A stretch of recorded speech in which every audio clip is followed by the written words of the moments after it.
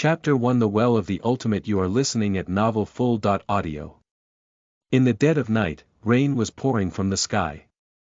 A man wrapped in a large coat held up his lantern in the dark street. The rain poured down on his long coat relentlessly, with a cold, insatiable drive chilling him to the bone and soul. The cold air frosted the lantern, making the light dimmer than it already was. In the dim yellow light, the path a few feet ahead was visible to him, but anything further along faded into pitch blackness in the rain.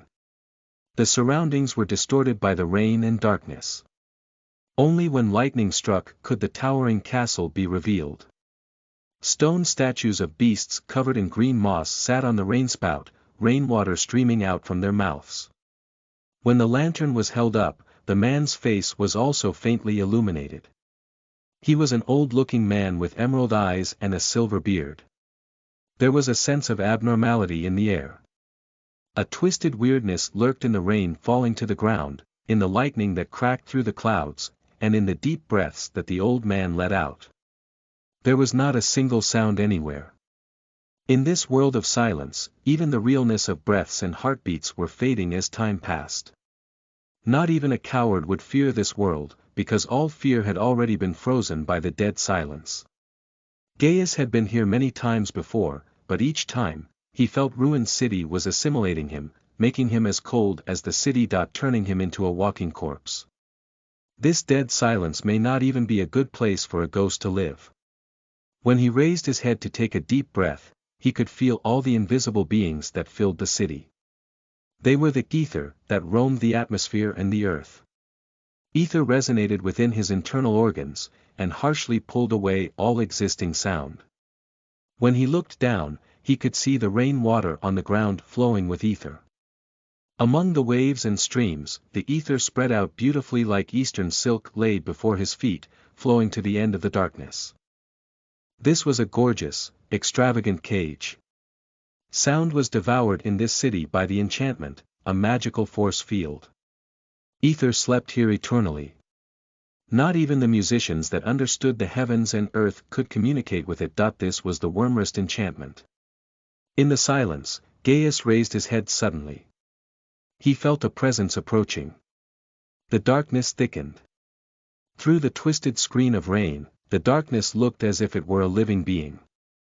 It tried to tear itself apart, struggling with its teeth and claws, wanting to break free, wanting to get the thing out. And so the darkness was separated.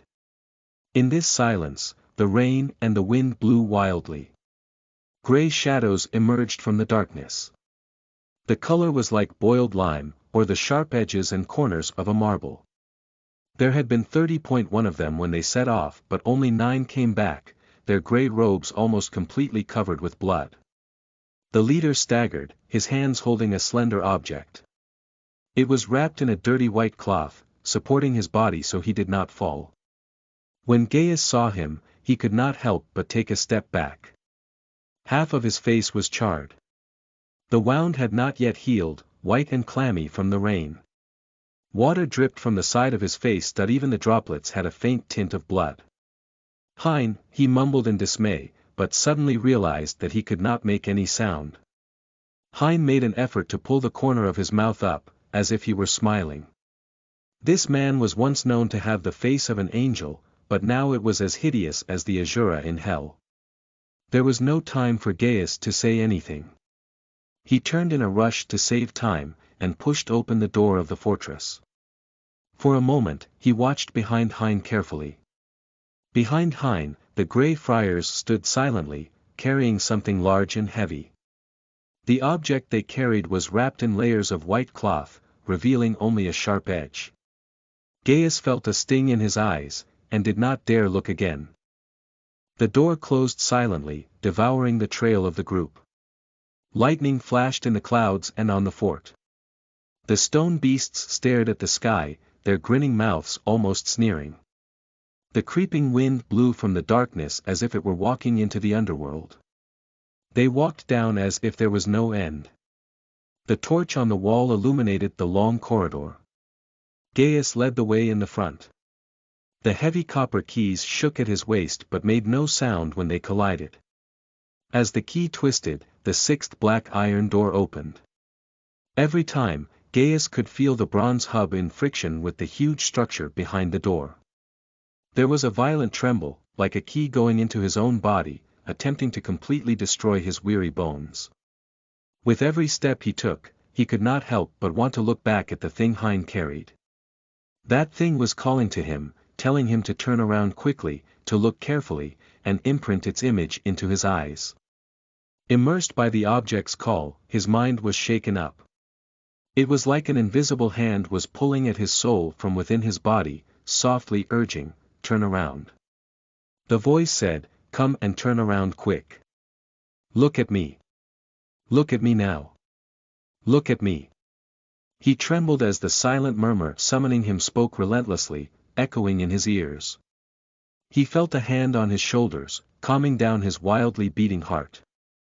He was sober, but felt himself soaked with cold sweat. It was not until now that he realized he had been standing in front of the last door for a long time, immersed in a hidden temptation, unable to extricate from it. That thing had magic. Gaius turned and tried to smile, but Hein just took his hand off him, and gestured him to move on. When the last key was inserted into the keyhole, Gaius felt so tired that he thought he was about to die. The gate, 3 meters thick, opened with a tremor as the machine twisted. The torch was lit, and the darkness dissipated. Cold wind blew in from behind the door, with a pungent and hot scent enough to make one dizzy. Yet Gaius was slightly relieved. He was finally about to complete his mission, just like the others. He looked up at the inscription on the gates. The Well of the Ultimate. Behind the mighty iron gate was the abyss. In the darkness, the light rose from the abyss, swung, and illuminated their pale faces. According to legends of the East, at the end of the ocean, there is a whirlpool called the Ultimate.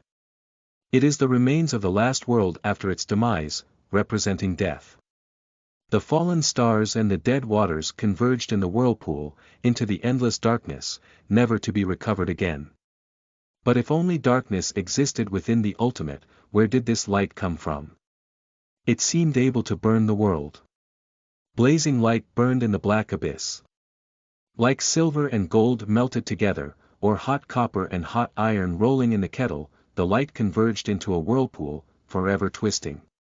The silver and gold light lit up every one of their faces. Looking into it for a long time, they began to feel dizzy, but along with the dizziness was an urge to lose themselves to the light and jump into the whirlpool. This was the Well of the Ultimate, the end of the world. Where all life withered. Even the ether would be killed here. Elements with divine power floated within the Ultimate, like spilt ashes. But before they died, they converged together, like molten iron boiling with its steam rushing up to the air, into a swirl of pain. Under the whirlpool was death. "We're finally here," Gaius silently whispered and looked back again at Hein, but saw amusement and fear flashing in his eyes. There was suddenly a faint sound in the dead silence. The sound itself was very subtle, but in this terrible silence, it was very clear. It roared, surging like a tide. It spread through the air, creating layers of ripples.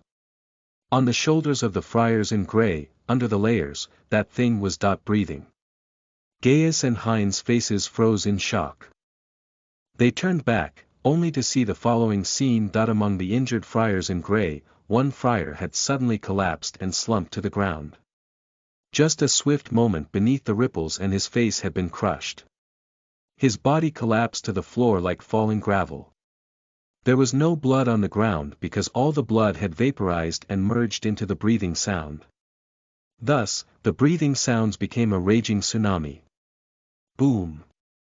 A sharp shriek broke out from the breathing like metals screeching against each other. It was a high-pitched scream, yet tender as well. Their eardrums were shattering, but, at the same time, they felt that someone was singing. Ode to this world. At first it was just faint tremors, but now it had turned into a roar. It was like an axe chopping down wood, or dragon scales scraping. The stars fell and the earth broke. The endless scream spread, condensing into one huge ripple trying to break apart the shackles that restricted it. The ground shook tremendously while gusts of air started to swirl up from the ground. The wormwrist enchantment had broken. Light rolled in the deep abyss within the well of the ultimate. The flowing iron whirlpool suddenly created a huge burst. The hot silver fluid was boiling again. A huge amount of bubbles rose like fog coming off of a lake's surface, accompanied by a wild wind that filled the air, creating ripples in the sharp screech. In the presence of the screeching noise, the human body would be swept up like a fallen leaf and slammed against the wall. Their lungs were stuffed with iron sand and unable to breathe. The power was going to press them into the stone wall and crush their flesh and bones. Then, the layers of cloth were torn.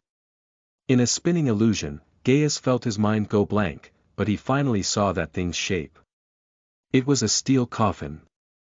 On the cross-shaped coffin, layers of chains were trembling in unrest. As it landed with a thud, the chains fell apart. The iron and steel were completely vaporized by the power of the heat. The iron coffin shook so forcefully that the copper spikes nailed in the coffin popped out. They feared the monster inside and wanted to flee. Fine cracks emerged at the top, growing like a living creature, spreading quickly. The screech was growing even more high-pitched.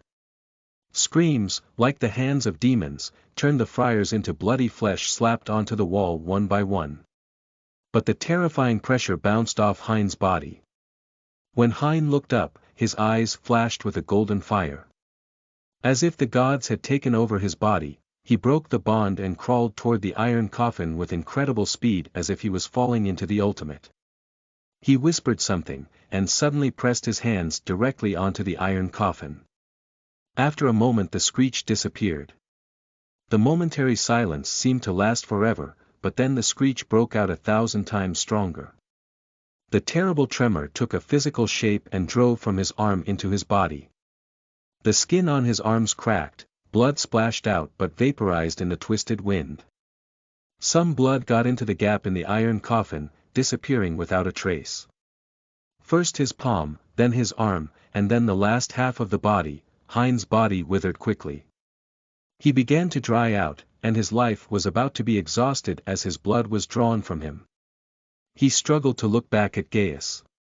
His lips opened and closed, wanting to shout something. Gaius froze. Looking down, he saw that the slender parcel had rolled down beside him. It was what Hein had carried all the way back.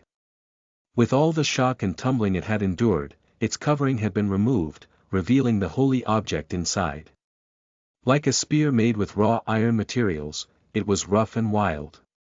The blade was dull but stained with layers of blood. In the screeches, its front blade lit up, buzzing and releasing a burning light. The light was so hot that it cracked the shackles restraining Gaius.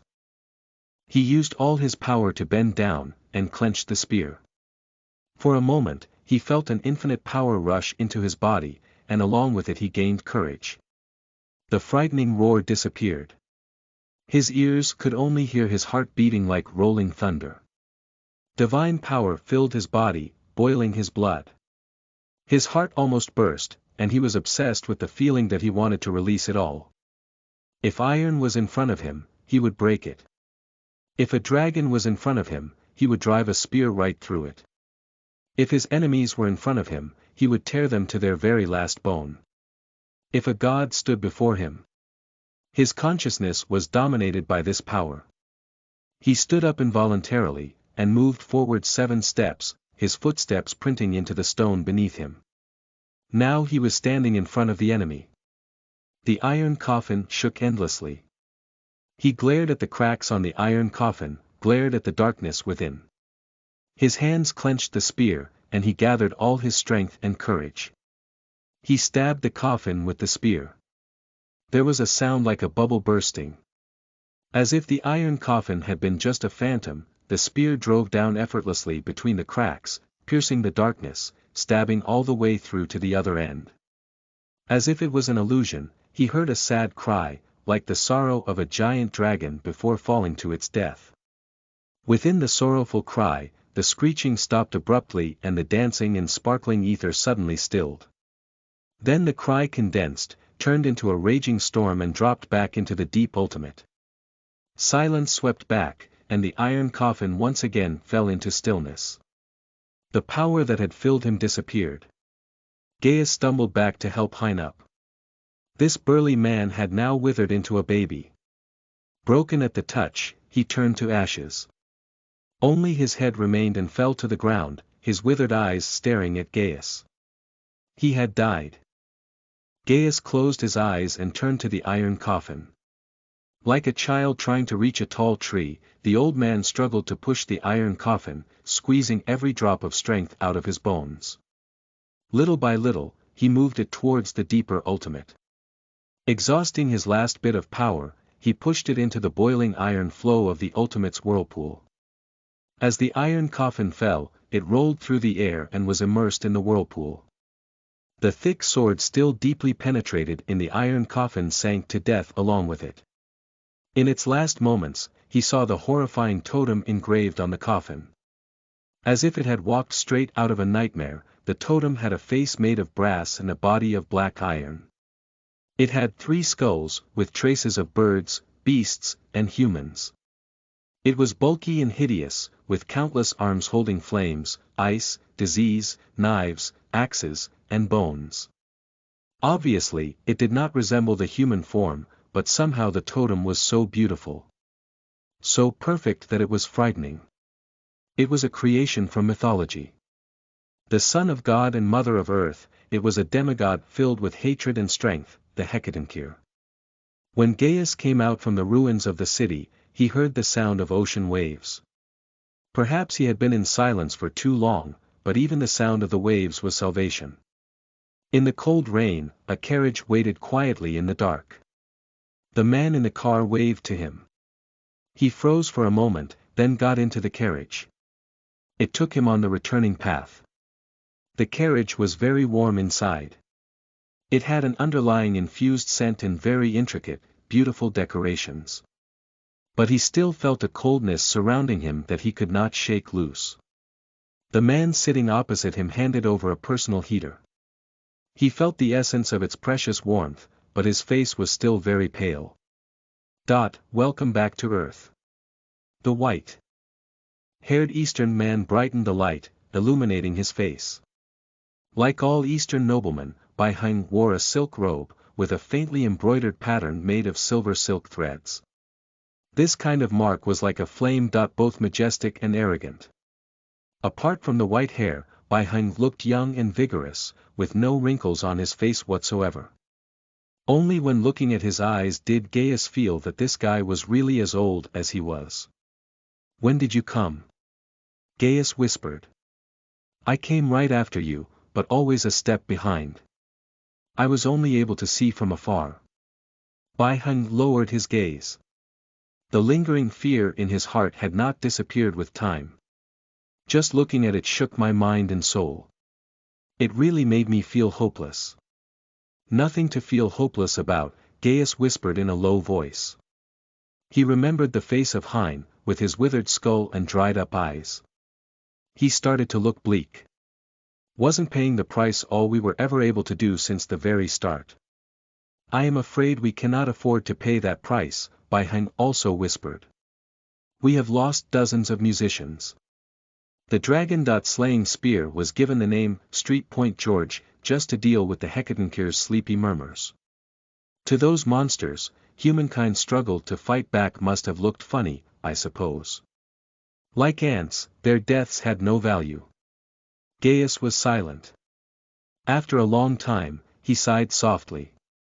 Bai Heng, 20 years ago, when the disaster of the silver destroyed the city of the wolves, I was right there inside the city.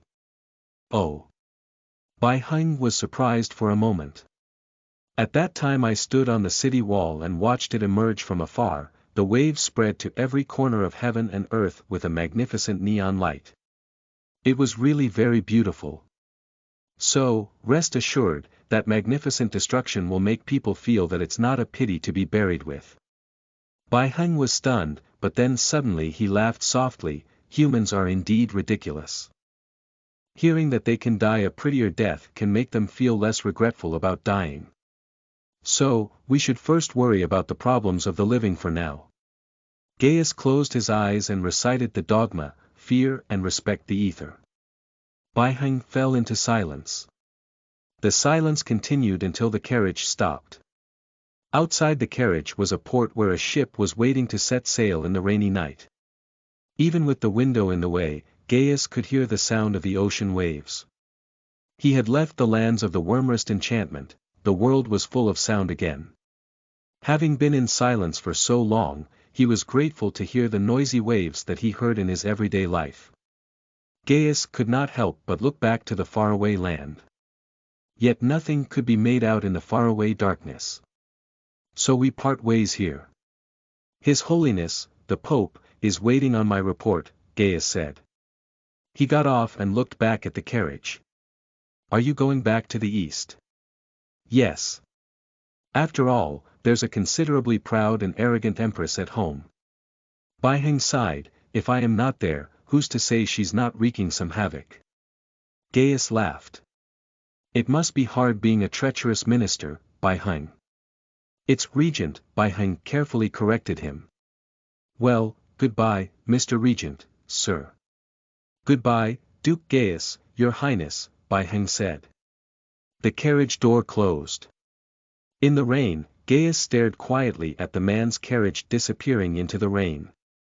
With the sound of countless raindrops, he looked back at the darkness of the fort, as if through the blockade of numerous layers, he could still hear the roar of the monster. I really don't understand. His gaze was deep. You monsters. Why do you keep wandering and lingering in the human world? This year, a rare phenomenon appeared in the night sky. 2 moons shone together, the white moon and the blue moon, hanging high in the sky at the same time. There were 6 earthquakes in the lands. Some areas were in a bad drought, yet there was tragic flooding in other areas. Some people claimed that in the desert areas, a flammable black liquid was found. Some claimed that the continents were shifting. Some claimed that the earth was round, and some claimed that the ancestors of humans were monkeys. These were all just minor details. This year, the revolutionary army that occupied the New World was only just starting to grow, and the dark world of natural catastrophes was still raging. Some countries relentlessly borrowed bonds that they would never be able to return, and some places were militarized to expand their own regimes. The war between nations over the ruins and ancient technology was still continuing. The sacred city was responsible for forgiving the sins committed by men, and the aristocrats of the East were responsible for selling silk to the dead. Those who fought were fighting. Those who killed were killing. It was as if everyone had a good time keeping themselves busy. Few people noticed that the Dark Age had already been over for hundreds of years. The fragile peace between humankind and natural catastrophes had been maintained for too long. The world was still so large, but most of it remained hidden in the dark. The once 12 kingdoms were now only 9, struggling to occupy a small corner of the world and slowly, yet cautiously, exploring the territories in unknown directions. Some people turned their attention to the other side of the ocean because the wind brought the tide of a new era. Chapter 2 Lighthouse. You are listening at novelfull.audio. Late at night, the sound of the crashing waves came from afar. The town was silent, as if it had fallen asleep. Everything was quiet. The stars and the moon hung in the sky above. In the dark, only the lighthouse on the coastline outside the town still had light coming from it. Since the town had been established, the lighthouse had always been standing on the coastline. The church had built it with ancient technology, and it helped direct the ships that came past the reef area. For centuries, a fire had always burned at the top of the lighthouse.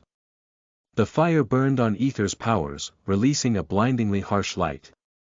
Hundreds of mirrors were placed in complex frames, forming complicated arrays, enveloping the fire. The light, shining through a well-designed refraction angle, created a complex trajectory, its brightness increasing tenfold, shining in all directions. This self-reliant structure was almost semi-permanent, and did not require any manual management as long as there were proficient mechanics carrying out monthly system maintenance tests to prevent possible failures. However, it was not the priest in black that came today, but two teenagers. And a dog. The only words that could be used to describe the dirty, golden-haired dog were ugly, ugly, and really ugly. It had laid on the ground ever since it got here, looking disinterested with everything it saw, and had already fallen asleep. When a mosquito landed on its nose, it sneezed. While sneezing, its lips turned outwards as if it was grinning, revealing a row of uneven canine teeth.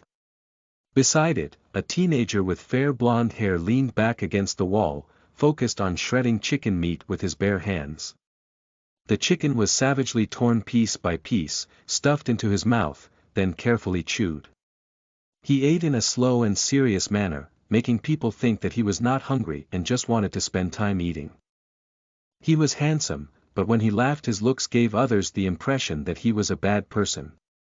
Those green eyes seemed to look at people as if he were a beast, looking for the best spot to take a bite out of. By his side, the liquor bottle was half empty. He had finished all of that by himself. "Yezi, you already know, right?" He whispered, "The opportunity to study in the sacred city has been taken by the third son of the Thomas family." "I know," an indifferent voice replied from the array of light. "He also said a lot of ugly words," Victor said. "I know." A hand came out of the dazzling light. On the index finger was a ring made of iron wires that commanded everyone's attention. But his voice was still indifferent, without any emotion. "Victor, give me the 8th wrench," said the voice. "Are you really listening to me?" Victor asked. His eyes stung from the light, his pupils constricting. "You waited so many years to go into the sacred city to study. All of your hard work got you here. Are you really going to watch the opportunity fall into the hands of a piece of trash that only knows how to flip maid skirts?" The dog awakened. It looked up and barked, as if it was also contemptuous and could no longer stand it. "I said hand the 8th wrench to me," the voice insisted. The hand in the array shook gently, reminding Victor not to keep him waiting for long. Victor picked up the wrench from the toolbox and placed it in his hand. He started to withdraw his arm, but Victor grabbed him by the wrist, keeping him from pulling away. The hand paused in the air. Victor stared at the glare of the mirror frame and the array, as if he wanted to see the look on the face of the teen in front of him. He was slightly drunk, so his eyes looked angry. Not at himself, but for this quiet friend of his. "Did you hear today?" Victor whispered. "He said that you were an Eastern bastard." "I heard. He said that kids from the streets should go back to brothels to find their mothers." "I heard. So? Do you want to pretend that nothing happened?" Victor demanded. Victor's hand clenched the wrench so hard that you could see his veins popping out. He looked at the mirror array and saw the blurred reflections inside, but the images were motionless and silent. Silence. That was all there was. "Yi Qingxian, if someone insulted my parents, I swear there would be a whole hell of poisonous snakes poured into his room. If someone insulted my friend, the same would happen." Victor continued coldly, "I know that you don't want any trouble for the priest, but sometimes, if you retreat, you will be seen as weak. You will be insulted. You've done so much for this town, and what have you gotten in return? They don't care for you at all." Victor exclaimed. "For so many years, they have never been grateful for what you have done, and they take everything for granted. Even if you continue to repair the lighthouse for 10 more years, create tens of thousands of copies of posters, or reduce their oppression as much as possible, nothing will ever change. I never expected anyone to appreciate me. And no one will appreciate you. Do you know why? Because in their eyes, letting an unknown wandering beggar stay here is the greatest gift of all in this noble land." "Enough, Victor," the other youth's voice came from the array. The light was too harsh for people to see his face. "No, it's not enough. Do you remember what Thomas said?" Victor yelled. Victor's eyes were sharp as daggers. He said that the opportunity was what he deserved. It will never fall on an Eastern B*****'s head because they have stolen enough from us. In the 5 years you were here, he took you as a thorn in his side. You spared him again and again, but how did he treat you in return? Are you really going to let it go? There was more silence in the array. After a long time, the array opened and the long floor mirror was pushed open. A teenager walked out of the light. As the array closed, the gleaming light dissipated, showing the young teen's figure. His wore thick sunglasses, a necessary tool when working in the array, or else the heated light would blind his eyes. However, the most eye-catching feature was not his sunglasses, but his hair. It was a pure white, like flowing mercury. The long white hair shone in the light, blending into it. White hair was unique to the Eastern people. It was his most noticeable feature, but also his greatest sin. It was proof that he was a mix. Everyone would know what his white hair meant. He was a half-breed who would always be seen as an anomaly in both the East and the West. This identity was more irritating than beggars on the street. Ever since he had come here, the criticism and attack on him had never stopped. After the priest adopted him and appointed him to become a scribe of the church library, Thomas, who had originally learned to copy in the church, watched him even more viciously. In order to get rid of him, Thomas even hid the Holy Bible in his room, and falsely accused him of stealing books. If Xuanhuan had not been able to recite the Holy Bible on the spot, proving that he had no need to steal it, he would have been cast out of town long ago, never to find shelter again. Victor, don't try to push me towards revenge. You know that doesn't work on me. Xuanhuan was not enraged, and he did not argue. He just picked up the wrench and returned to the array. Then, sounds were the only things that came from the inside. Yi continued, anyone can say bad words, but winning with words is of no use to me. So what if I won the argument? Thomas paid for that opportunity, and it will never be mine. I'd rather save my effort. Victor snorted. Saving effort for you is coming over to fix the lighthouse at midnight and continuing to work for the town. At least I can make some money. If I don't come, the father will have to come himself. I don't want to add more work for him. He already did a lot to fight for the spot for me. He doesn't want you to go. Victor said coldly. He wants to train you into a priest and carry on his work, make you live with those cold things for your entire life. You'll die in this tiny *SS town and all you'll have is that metal trash. Actually, I don't think there's anything bad about working with machines, Xuanhuan said from the array. At least they won't lie or look down on you. Sometimes, I like them more than people. They won't betray you if you understand them. Victor looked away. He tore at the chicken quietly and stuffed the pieces into his mouth, grinding them with his canines. He ate like a beast. It's not over like this, he muttered to himself rather than Xuanhuan. The repair seemed extremely slow this time. The only sound in the silence came from the array. It changed into a new structure under the tools. Under the youth's practiced movements, the large machine started moving easily. Hundreds of mirrors changed their positions according to the tracks, adjusting into new angles like a lotus flower blooming and closing. Complex beams of light jumped and flew into the sky. Finally, the maintenance process came to an end. Xuanhuan walked out of the array and nodded after a last checkup. Victor, give me the screwdriver. The mirror is 1 centimeter off. So what? What's the point of being so detailed in this? Victor tossed him the screwdriver that anchored some papers. They'll still look down on you and make fun of you for being so serious. And then they'll enjoy their life while taking advantage of your results. Xuanhuan heard without listening. He carefully adjusted the angle of the mirror structure, gripping the screwdriver as if it was a jewel. Sometimes, the smallest difference will change the entire result. He paused and said something in the Eastern language that Victor did not understand. A millimeter of error is a difference of 1,000 kilometers. As if responding to the teen's words, a gust of wind blew from the distance. It poured into the windows and passed through the lighthouse. Without the screwdriver anchoring them, the pile of paper at the bottom of the toolbox flew up, dancing in the air as if they had wings. One piece covered Victor's face.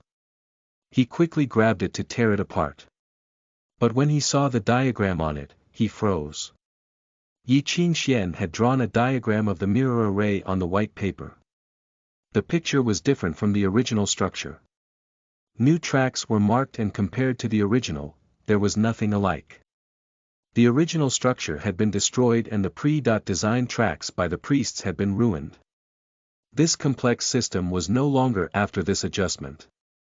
Victor stared at his friend as if Yi Qingxian was a beast. Yezi, do you know what you're doing? Yeah. Yi Qingxuan's voice was as indifferent as before. You know **T. Victor jumped up. Do you know how long the church used to design this array? Do you know how much it costs to maintain it? He yanked Yi Qingxuan's collar. Yezi, this is a reef zone. So many ships use the lighthouse for direction. If anything happens, you'll be thrown into jail. Hurry and change it back before anyone notices. Nothing will happen. Nothing will change, Yi Qingxian said quietly. I just made a small adjustment. He waved and the ugly dog, old Phil, climbed up, running over with an open mouth. You're crazy, Victor muttered in the distance. His arms hung beside him listlessly. Victor, when did you start to think that I'm a weak person? The white-haired teen picked up the bottle on the ground, and walked to the window overlooking the quiet town. Facing the refreshing sea breeze, he drank all that remained. Then, he threw the empty bottle far away. What's good in saying more words? At least let your payback be seen by everyone's eyes. Yi Qingxian turned around and pulled the hub next to him. Immediately, the lighthouse moved along with the complex structure, as if it were waking up from sleep, moving along the established trajectory. Gears riveted, winches rolled, mirrors offset, and the angles changed. The collision of the steel parts caused sparks to fly and a deep groan. The mechanical collision's broken sound was like heavy breathing echoing. The originally still frame was now in crazy rotation. In the harsh light, it was like a wildly burning lotus. Victor looked blankly at the changing flashing lights. The sudden flash was like an explosion. Gone in the blink of an eye. The lotus-shaped array was sealed. The light jumped in the air, like a tame beast, going in all directions. The same as the original. But there was just one beam of light that projected into the dark town, falling on the mirror old Phil had nailed. Along with the will of the young teen, the light traveled through the dark town, jumping from mirror to mirror. In the end, the hot and harsh light cast itself on the largest house in the town.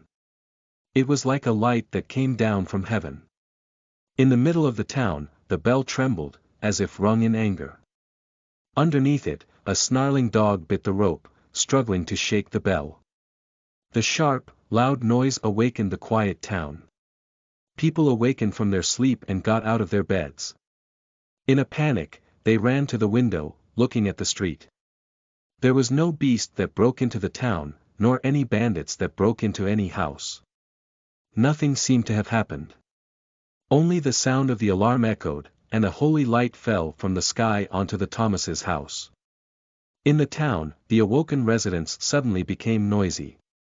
What's the matter? Somebody shouted loudly. What happened? Who rang the bell? Mom, I'm scared. Hey! Look at the Thomas's place. Thomas's home. Thus, the town that was just now extremely noisy turned incredibly silent. Under everyone's eyes, a ray of light from the sky shone down, forming a line of writing. The writing was so clear that it was like a blessing that the God sent from heaven. But it was only a few simple words, with beautiful handwriting like flowing water. It wrote out the teen's kindest greetings. Son of A.B*TCH. Chapter 3 Birthday. You are listening at novelfull.audio. It was early in the morning. The sounds of waves came from afar. The morning sun shone at an angle from the end of the sea, and shed light onto the towering spire of the church. Above the spire, the sage's statue held a trombone, playing silently to the sky. However, the angry roar that had started at the beginning of the night was still raging on in the church. Damn you, Eastern B*****. I'm gonna kill you. Open up, Yi Qingxian. If you have the guts to curse us, you'd better have the guts to open this door this instant. You're dead, Yi Qingxian. You know what? No one in the town of Lut can keep you safe. The three Thomas brothers banged angrily on the door of the church, holding hammers and shovels, cursing loudly. The beam of light from last night was like a slap on their faces, as well as their families, in front of the entire town. The worst part was that the little piece of garbage continued the light show with all sorts of curse methods, along with various other word choices. He had taken turns with all the languages that he had learned in the church to curse the Thomas family with the beam of light, and had cast it onto their front wall. It provided a vivid and refreshing language class for all the hooligans in the town. Now the Thomas family didn't dare go out. No matter where they went, there would always be people murmuring behind their backs, "See that one? That's the son of a bitch Thomas. That damn Yi Qingxian. Damn Eastern half-breed." But no matter how hard they cursed and roared, the church was still unresponsive. After a long time, they finally grew tired, threw some more threatening shouts, and then left in anger. Outside the church, silence was restored, but within the chapel, the tall and slim priest's expressions was still cold. The priest seemed to be old, but still burly. Only his beard was silver. His face, as always, was indifferent. Whenever he bowed over others, his eyes were serious and harsh, and his voice was smoky, giving people great pressure. In front of him stood two trembling teenagers and a large dog that looked like it was smiling. "Victor, you can go to the back for now." Father Ban waved, "I have something to say to ye." Thus, the blonde teen felt that he was relieved of the pressure. He quickly picked up the dog and escaped, leaving the embarrassed Yi Qingxian. "Yi, you got in trouble again?" the priest asked coldly. "Huh, not a chance, that Thomas misunderstood me." Yi Qingxian looked away as he drew the holy emblem on his chest. "Under the teachings of the church, I shall not do anything unrighteous." Last night, his look had been indifferent, with his eyes assured, so he did everything calmly. But in front of the priest, he had a hard time keeping his calm face. Only at times like this did he actually look like a teenager. Since the beginning, everyone thought he was a quiet and smart child. He was calm and never caused mischief like the other kids his age. You only had to give him a book to read and he would quietly sit there all afternoon reading it. Since he had wandered here and was adopted by the church 5 years ago, he had always been the model kid. Next door, that was better than all the other kids. He had perfect grades and excellent manners. He was also gentle, kind and hardworking. Because he knew how to read, write, and organize, he was already the library administrator despite his young age, responsible for copying the scriptures. Plus, he also taught himself mechanical engineering in order to take on the lighthouse maintenance every month. These are the very reasons that made him a bit of a headache. Since he came to this town, 60% of teen fights had something to do with this seemingly harmless young man. Though, he was the innocent victim every time. "I heard that last night, there was a light from heaven shining down with horrible words written onto the Thomas family's wall all night long." The priest's tone was cold. "Yi, your mechanical structure was good, I'm pleased." "Haha. That's because I learned from the best mentor." Yi Qingxian did not finish, as he could not continue through the priest's cold gaze. "I have not taught you anything, these things you have learned on your own. You are a smart child, so I have always been very pleased, but you made a mistake this time." The priest said with a low voice, "The birth of mechanical technology was to help other people have a better life, not to give you a way to carry out revenge." The teen stood in silence, as he was not able to justify his own actions. Like a silent resistance, his silence made the priest even more disappointed. The priest slowly shook his head. You can go now. I will explain this to the mayor, however, as discipline, you will not have lunch this week. The priest waved, dismissing him. I hope you recognize your own mistakes. You have always been a qualified apprentice, but your actions last night made me very disappointed. Thank you for your forgiveness. Yi Qingxian bowed to leave, but the priest stopped him.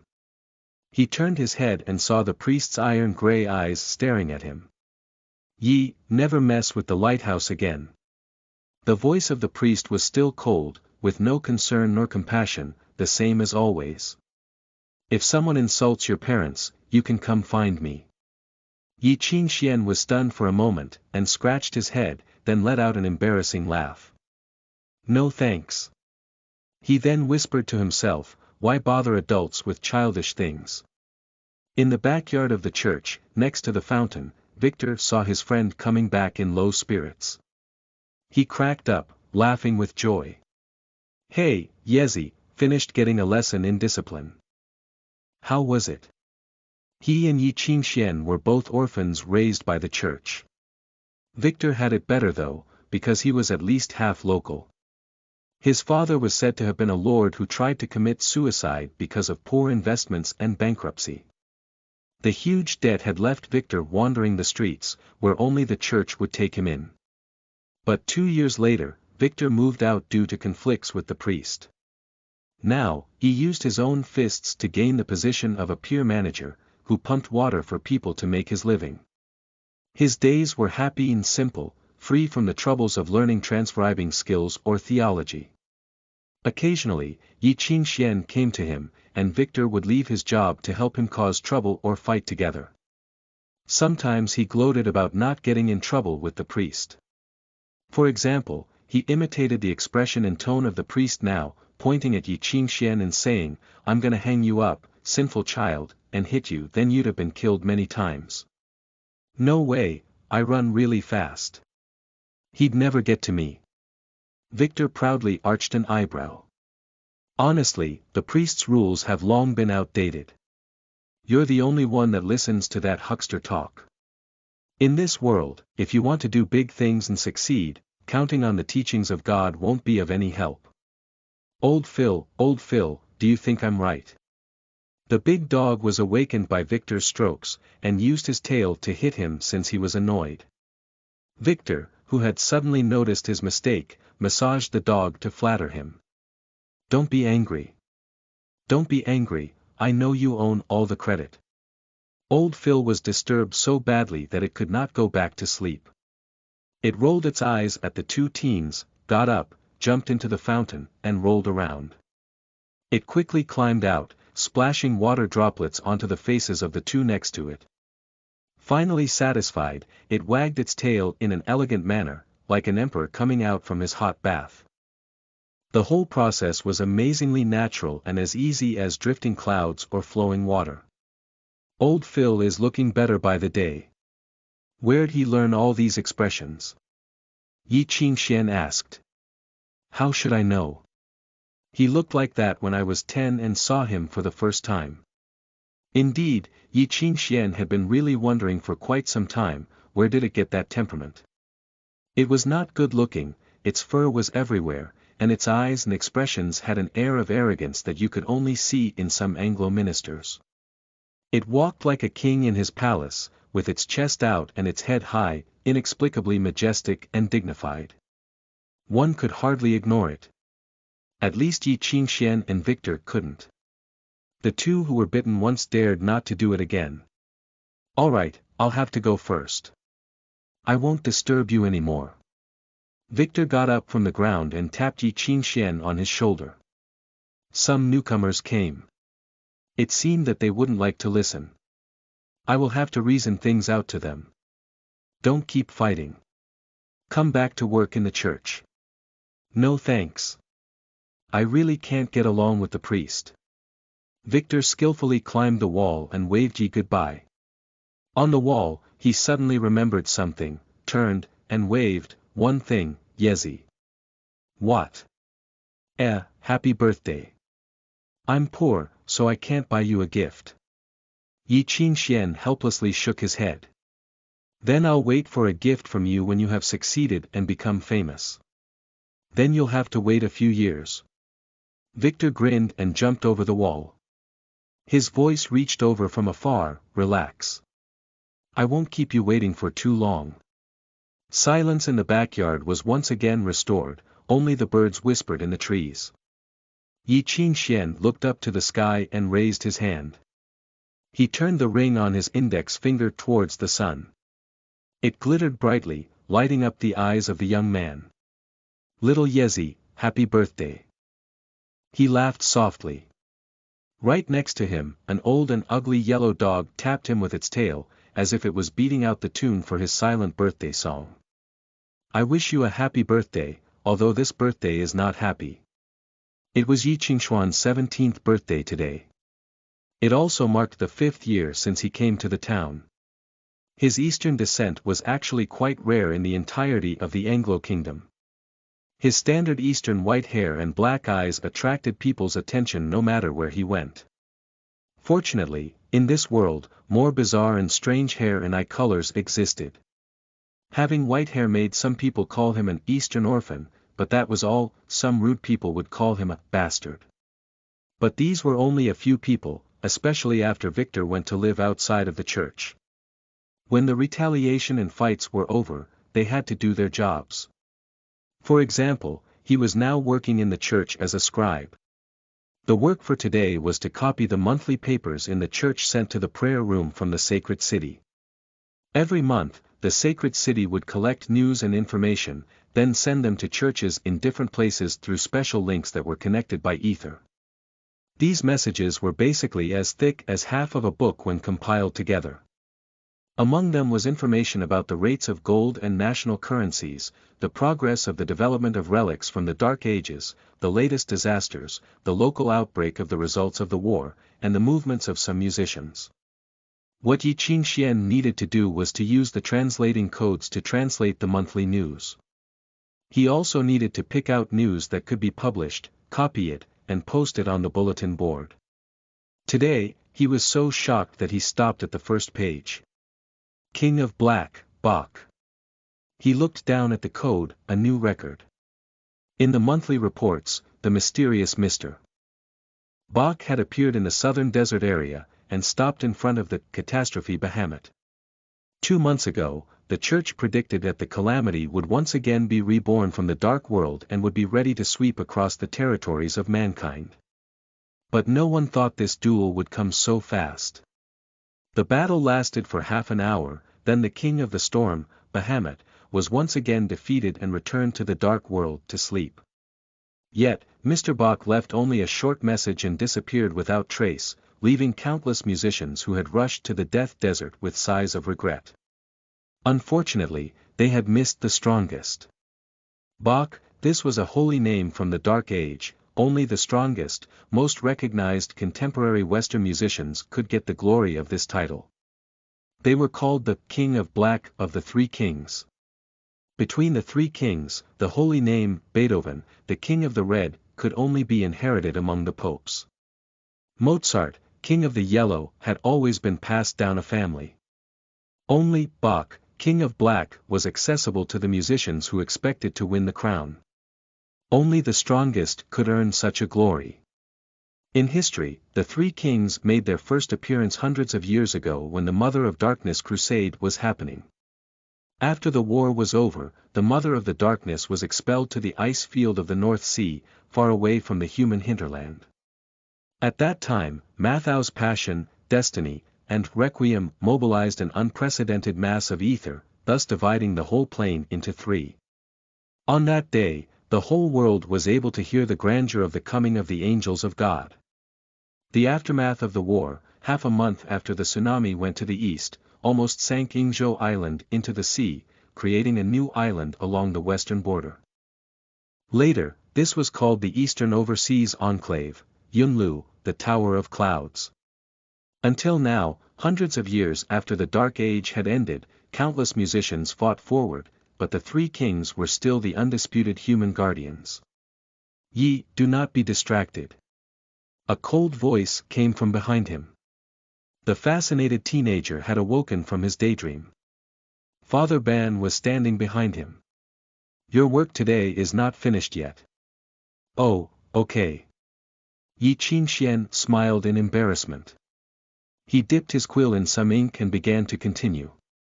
The priest looked at him silently and turned away. He began to head out, but paused and looked back at Yi Qingxian. Yi, you should know very well. His voice was cold and cruel. You do not have that qualification. Yi Qingxuan's hand shook, causing him to draw a line with a frightened shudder, looking like a scar that had been frozen. He finally came back to himself after a long time and found that Father Ban had already left. He looked down at his right hand, his thumb rubbing the ring. The ring felt so warm and gentle, as if it were netted by some wire. I know, he whispered, as if he had to deny something, but somewhat depressingly. I know. Chapter 4 Musicians. You are listening at novelfull.audio. Musician. A sacred title. As early as the Dark Ages, where no history could be traced, human beings lived through various natural catastrophes. In the intervals of the disasters, when they dared not to breathe hard or fast, some people discovered the ether. It was a mysterious power that existed in every corner all over the world. It was ubiquitous, but invisible and undetectable. Its power was what eased natural catastrophes, beasts, and evil gods in this world of rage. At first someone named it magic, mana, or strength. Then, some sages finally found and mastered the nature of it, they named it ether. It was ranked as the fifth element, outside the four elements of earth, water, fire, and air. It was a mysterious power from the originator, with incredible variety and properties. As much as they wished they all had that power to use ether, only a pure and special voice could manipulate and transform it into wind, condense it into water, shape it into clay, and ignite it as fire. They could gather substances and turn them into different beasts. They were omnipotent, they were almighty. The earliest humans called the syllables that could control the power as curses. But soon, human beings discovered that music was more powerful than the curses inherited from the Dark Ages. Therefore, they called these manipulators musicians. This discovery effectively declared the end of the Dark Age. Before the darkest dawn, among the human predecessors, emerged countless powerful musicians, one generation after another.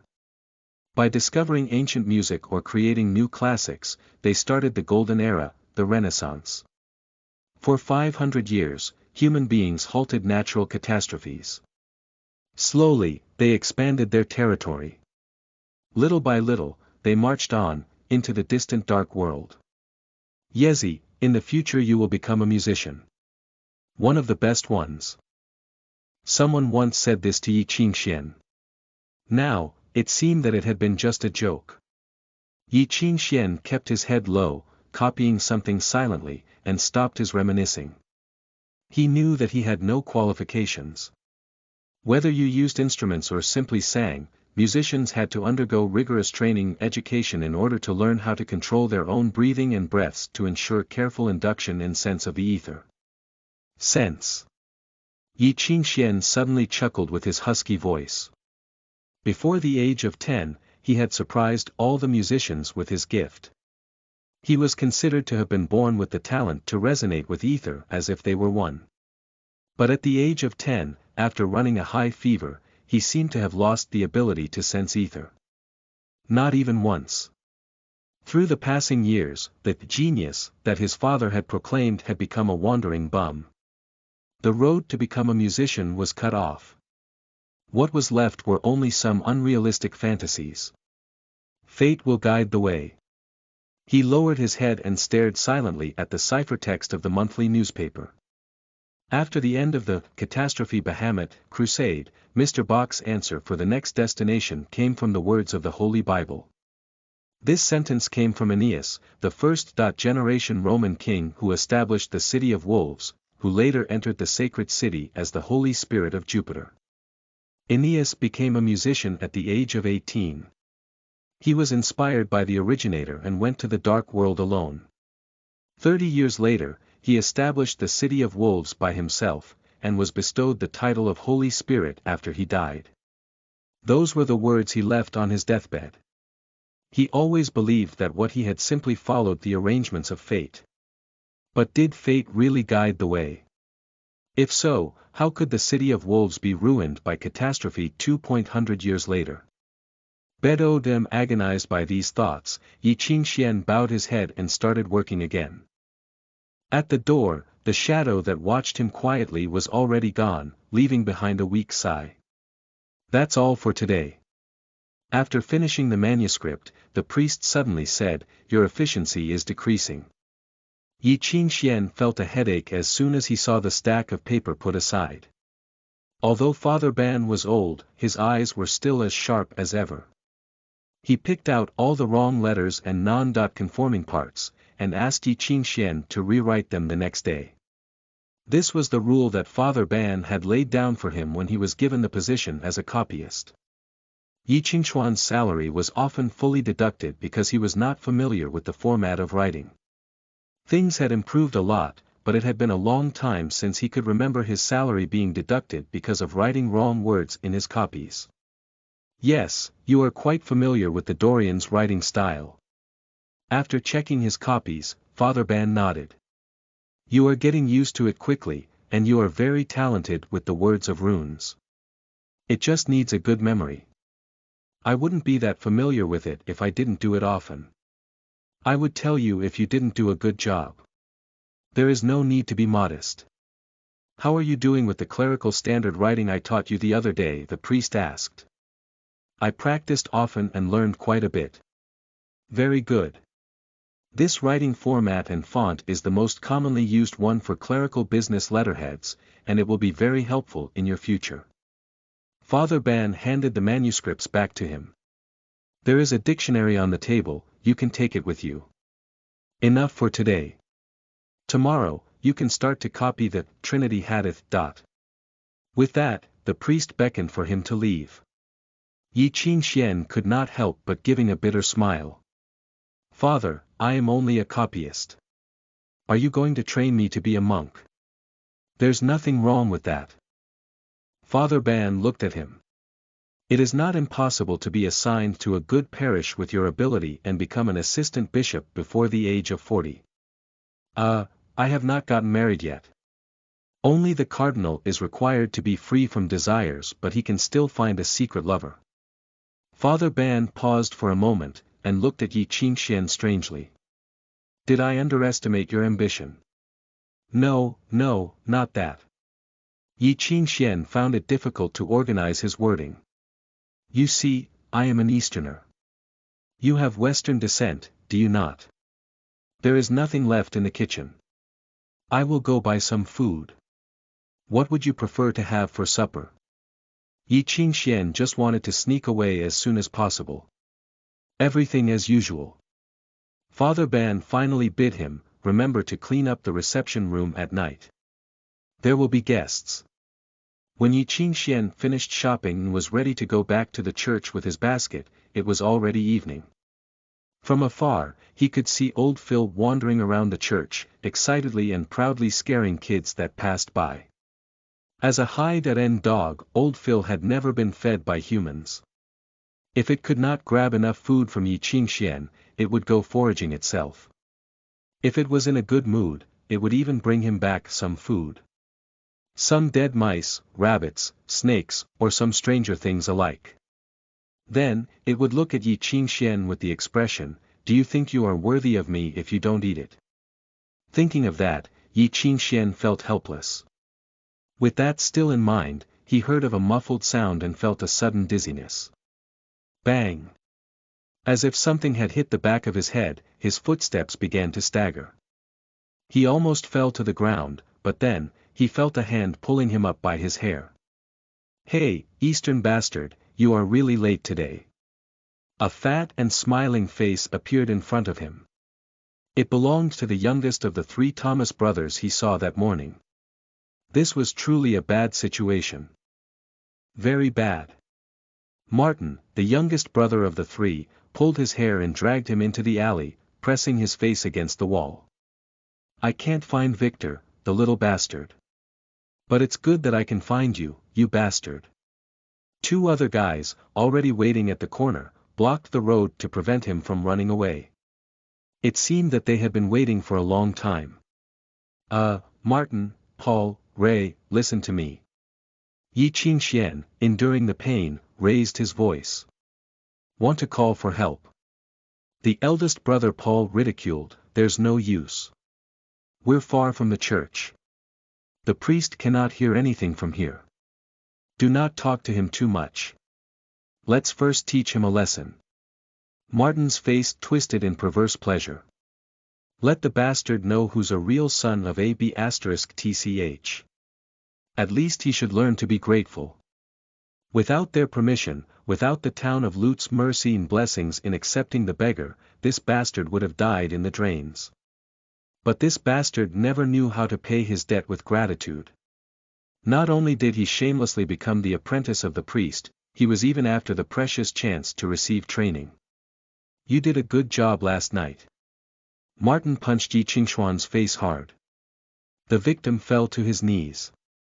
Martin's foot stomped on his head, his facial expression twisting. You son of AB*TCH.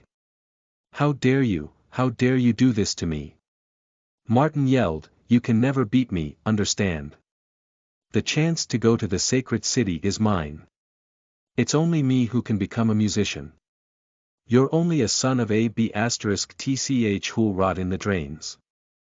Martin kicked his face hard, but the D*Ned bastard was just holding his head, curled up on the ground, and did not speak a word. The silent resistance made Martin act even more ferociously. Oh, aren't you a tough one?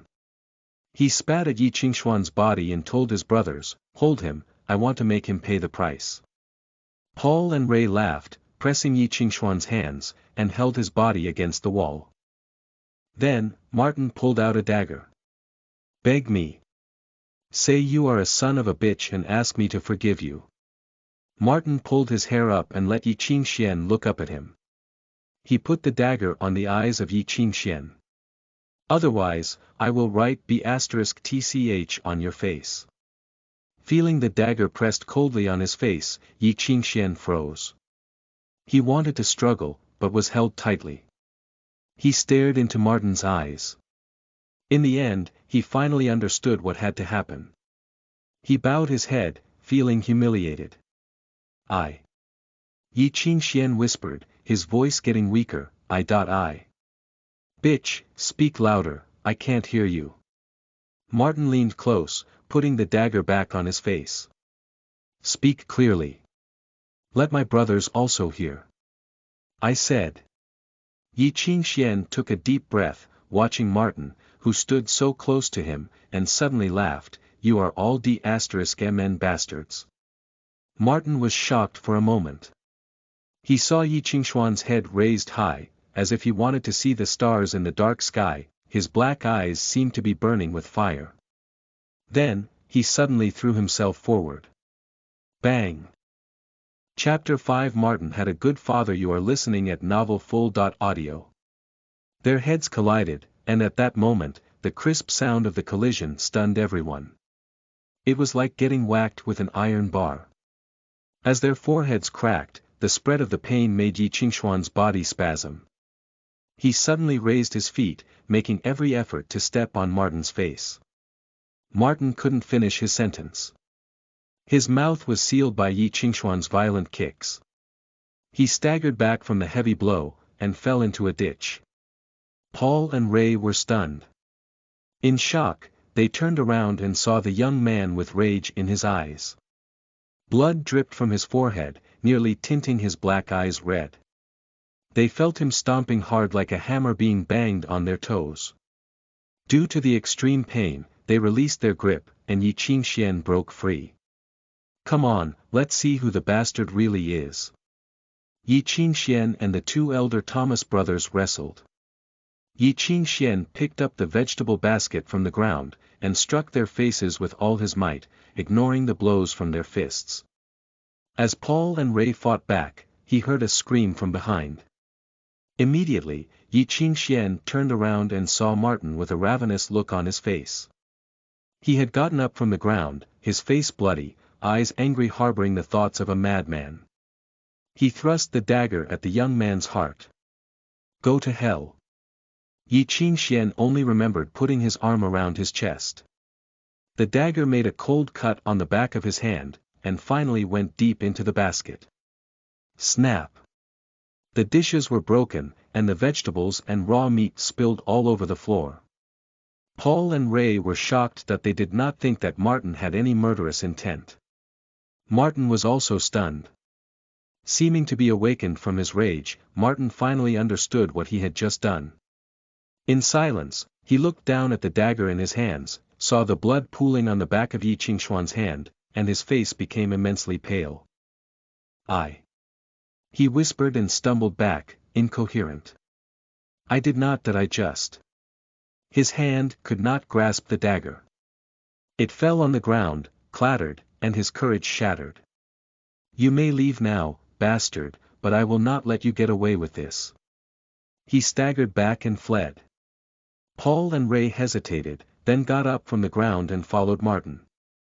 They were scared, and almost got knocked down by the people at the end of the alley. Outside of the alley, Victor, who was dragged there by old Phil, stared at the blood on the ground, expressionless. The 2 packs of sausage in his hands fell to the ground. Yi Qingxian silently got up from the ground and looked at the wound on his hand.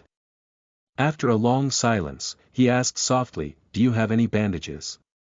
I am afraid it will be hard to explain this to the priest. All right, it should be fine now.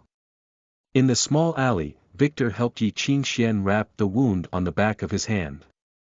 You don't know how to fight, why didn't you just run? One person taking on 3 of people. Are you insane? I wanted to run. Yi Qingxian smiled. But I'm not sure what happened. I was suddenly fired with rage.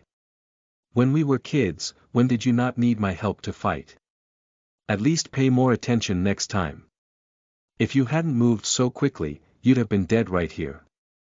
Victor made a gesture. Just like removing a bathtub stopper, you would have bled out before reaching the church. Sorry. Don't you have anything else to say?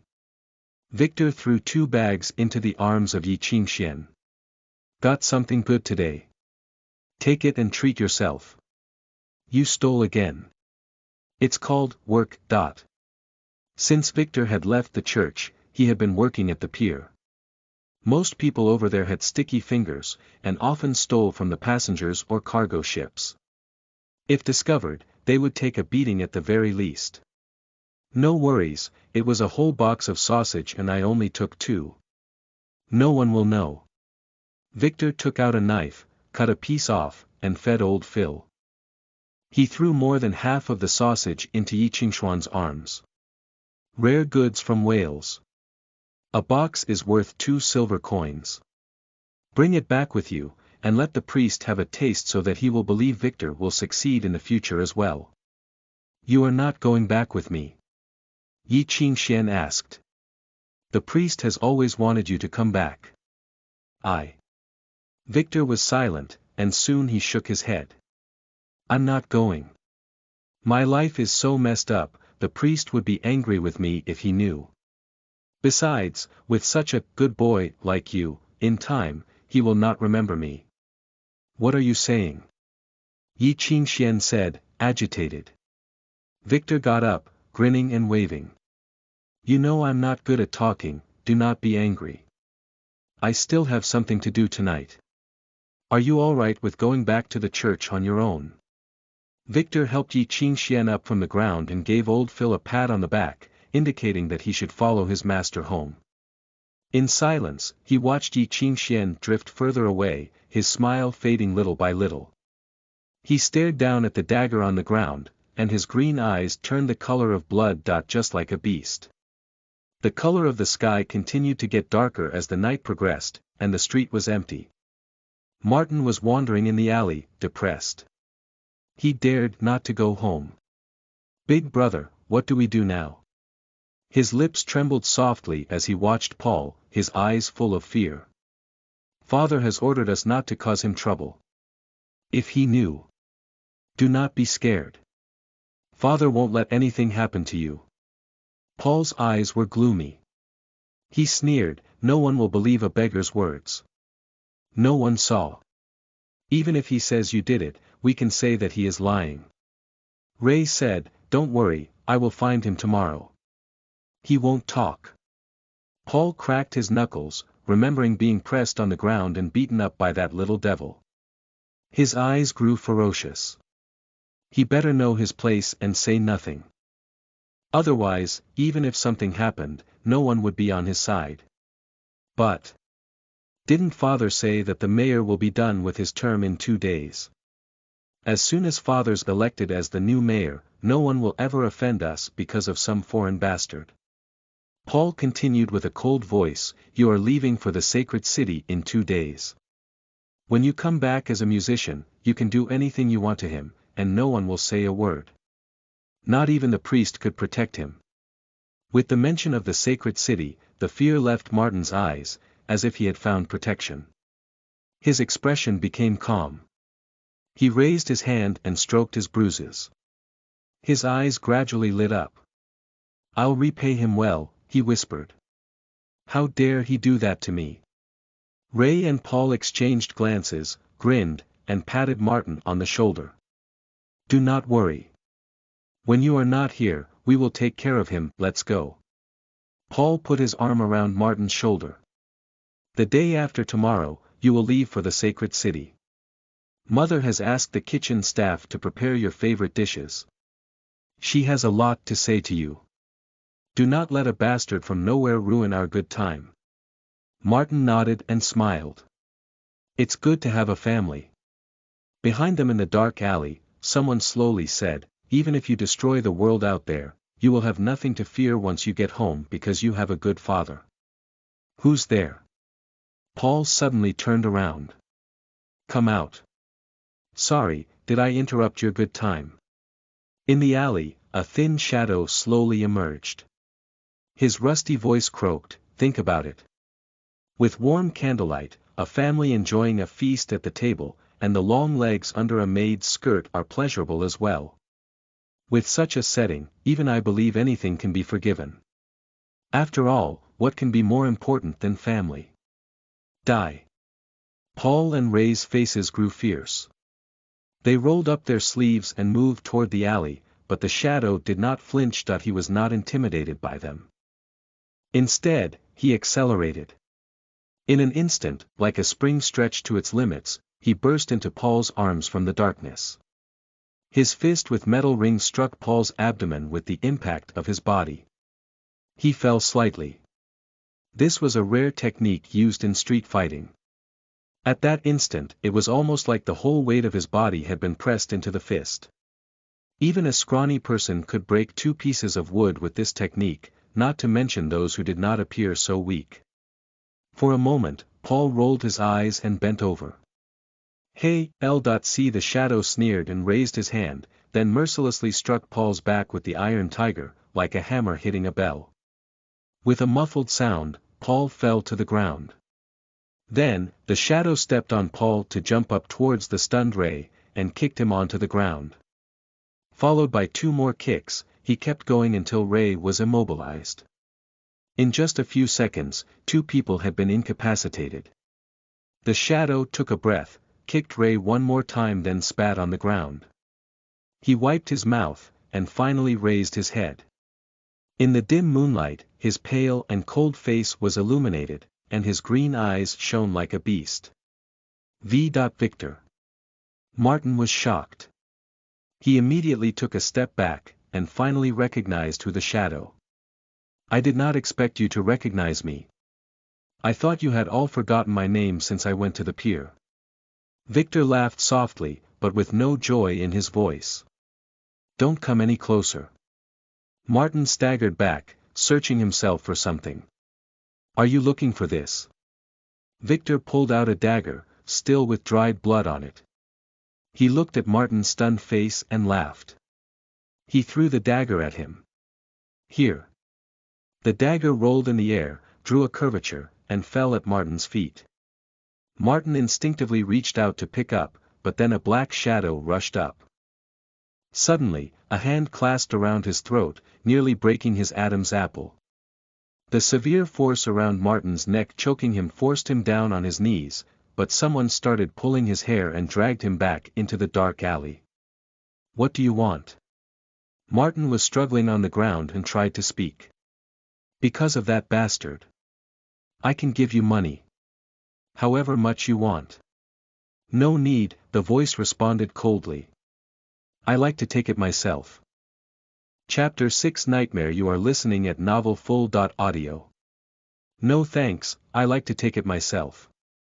Victor agilely reached a hand in and picked up Martin's wallet. "Unfortunately, this money is not enough. You'll have to pay a little interest." Victor crouched down.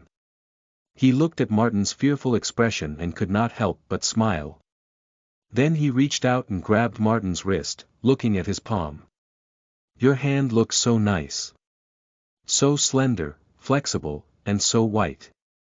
I heard that in order to help you become a musician, your father hired music teachers to train you starting at a very young age.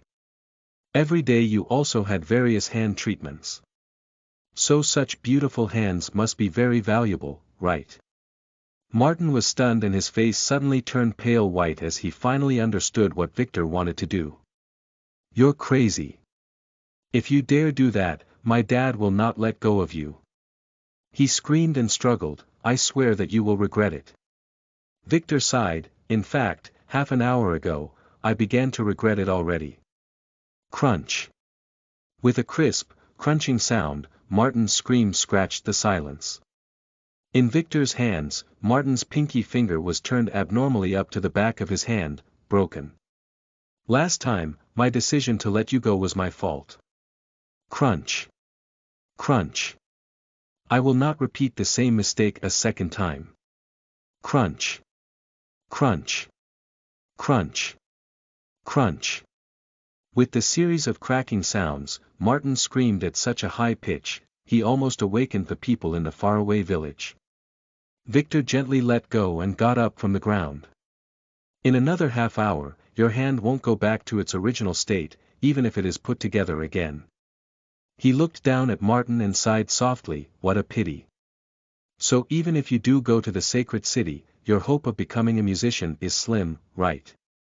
Hearing Martin's cries, he clapped his hands and turned away. In the dark, he looked back from a distance at Martin, who was rolling on the ground, scratching his head helplessly. "Oh, no. I forgot this fatty's father is an officer in the town of Lut. It seems that I can't stay in that town anymore." He sighed quietly. "Is it too late for me to run away now?" In silence, he turned around and saw a golden-haired dog in the distance. He waved with a grin. "Can't sleep, old Phil." Old Phil squatted on the ground, silently watching him. It tilted its head and licked its dirty fur. It looked like it could not fall asleep, so it came out for a walk. Old Phil held back its sharp teeth quietly, no longer finding smells in the wind. Even its violent eyes had eased up. "Sorry, I have to run away now." Victor squatted down, looking at this old dog, and scratched his head helplessly. "From now on, you will be the only friend of that guy. But since you cannot even talk, he will be bored to death." Old Phil seemed to understand him, rolling its eyes and smacking its tail in Victor's face. "Aha, sorry. I forgot that you can understand me. You are much better than Yezi, who just pretends not to understand." Victor gently patted old Phil's back and his tone became softer. "But that guy has always been like that, right? He never talked to anyone, even when he was bullied. Only trying to fight against the others by himself. His ferocious demeanor doesn't let people see his fear inside. He obviously doesn't have any talent, but he still wants to be a musician. It's like he'll die if he can't become a musician. Even I can't see any hope in him to be the one. What on earth is he thinking?" He was talking endlessly while old Phil listened quietly. After a long time, he clapped his hands with a bitter smile and turned away. After a few steps, he turned back and saw old Phil still looking at him. He laughed and waved goodbye. "Go back, old Phil, I'm leaving now." He paused, then walked into the dark. "As long as you accompany him, he will not be so lonely." Not knowing why, Yi Qingxian dreamt of the past, of things that had happened a long time ago. Things that were thought to be forgotten already. At that time, he was walking alone in the dark. And in the dark, someone was calling his name. There were noises. The sounds of knocking at the door, footsteps, screams, and porcelain shattering. Little Yezi, do not be afraid." There was a woman holding him strongly, but she was warm and familiar, like the sun. She pushed Yi Qingxian into the cupboard, holding his cheek, and looked at him. Her pupils were like jade that glistened tears. "Stay here. Do not make a sound and do not be afraid." The door of the cupboard closed. Yi Qingxian stood in the dark at a loss. He heard the noises. The door and the footsteps. His mother was screaming and questioning someone angrily. Someone rushed into the hall and crashed into the eastern porcelain, white shards falling into the mud. He vaguely heard someone shouting, "Yi Lanzhao, who escaped from the felony of killing 6 royal musicians, was ordered by the parliament to be included in the wanted list. All his properties will be cleared and confiscated to compensate the state." He huddled in the cupboard and closed his eyes in fear. The darkness hit again. Feeling dizzy, he heard his mother crying and her tears fell on his face. He tried hard to open his eyes, but could only to see darkness. He felt so cold, as if he was falling into an ice pit. "Sir, please save him. This child has a high fever. He is dying." His mother's hug made him feel so warm, but he still could not help but feel cold.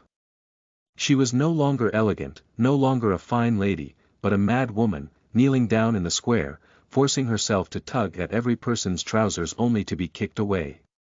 "Get out of my way, dirty beggar." It was cold and snowing. Very cold, very cold. Yi Qingxian closed his eyes and heard his mother crying.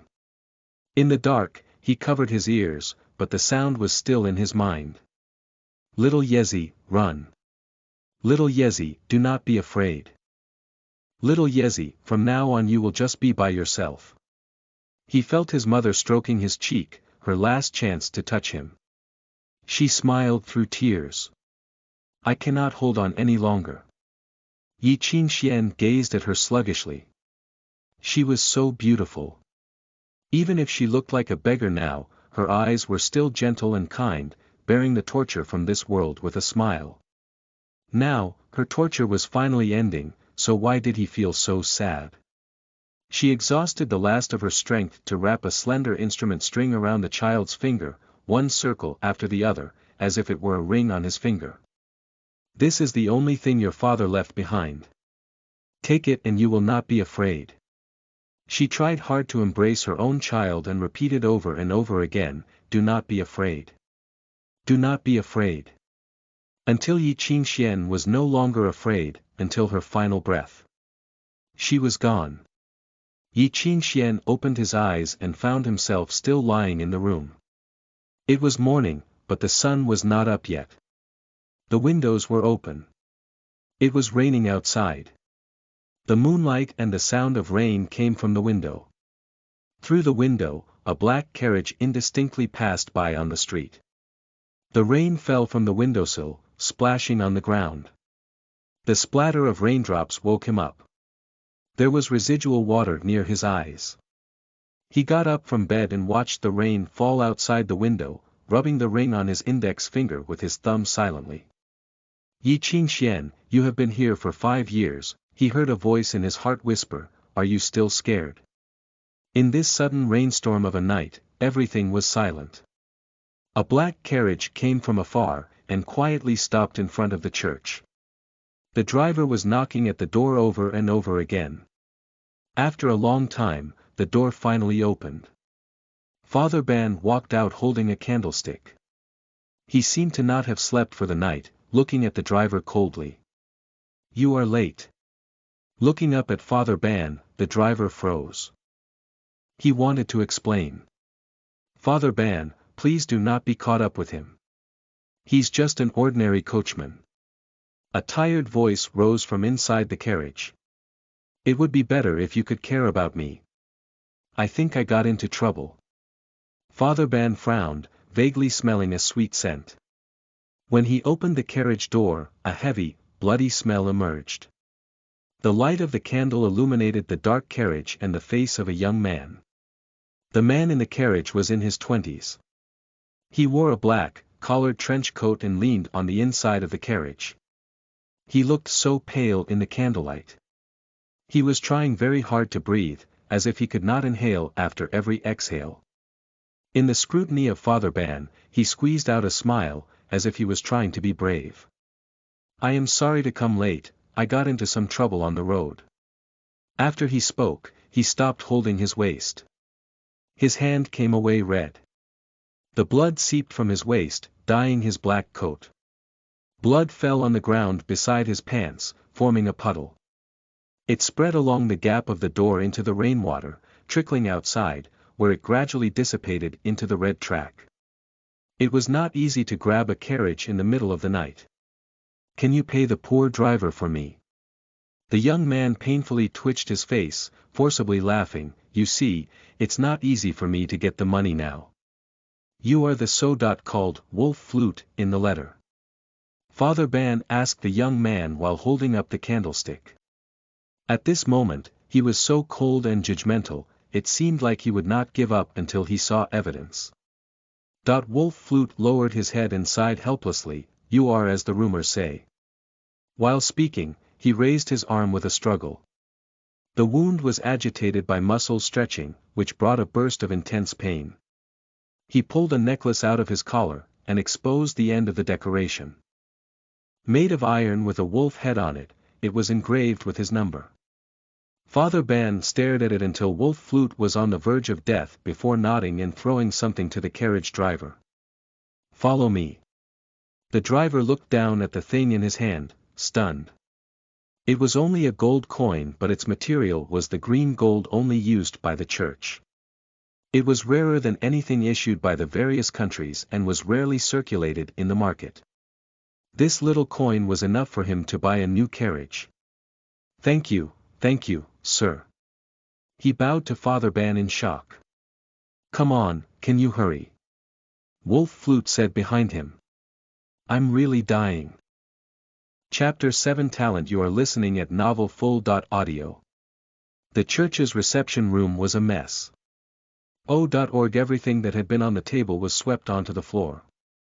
Wolf Flute was lying on the table, half naked. By candlelight, the terrible wound around his waist was exposed. The skin around the wound was pale, indicating excessive blood loss. The wound was as smooth as a mirror, like a razor cut, from waist to chest, partially exposing the bone. The priest poured half a bottle of hard liquor on Wolf Flute's wound. He screamed in pain. The priest then heated up a needle using the candle until the tip was red. He threaded the needle, and began to sew up the wound. Gradually, he noticed that the pupils of Wolf Flute were dilated. Did you drug yourself? I had to, it hurt too much. Wolf Flute grimaced. I took half a shot of mandala, only to relieve the pain. I won't get addicted, don't worry, but isn't there better medical equipment? Ban responded unsympathetically, there is no gel, no blood transfusion equipment, and no shadowless lamp. I can only sew up your wound. Another stitch. Wolf howled in pain, reminding Ban of Yi Qingxuan's dog. Wolf Flute's face was twitching. Priest, don't you have a hymn to heal the wound? I am just an ordinary clergy. You'll have to find a hymnist who's proficient in choir. Finished answering his question, the priest stabbed him with the needle again, and Wolf Flute instantly gasped in pain. Can't you help me find one? Wolf pleaded. The nearest one is over 200 miles away, said Ban calmly. I am the only priest in town, so you can forget it. Wolf Flute felt a sudden haziness. How was the front line of war? The priest suddenly asked. Just as bad, still holding its position. Because of the historical remains, the war has gone on for over 100 years, and it seems that it will continue on. He took a breath. Now, people on both sides are preparing for the arms race. It is said that the modern Chopin has secretly arrived at the front line, and the modern Brahms is representing the neutral country. They are in the process of organizing a treaty, but there are still no results yet. Ban listened, but did not ask again. He said in a faint voice, "Is that so?" Wolf Flute felt more annoyed, since he had so much more to tell. While stitching, Ban suddenly paused.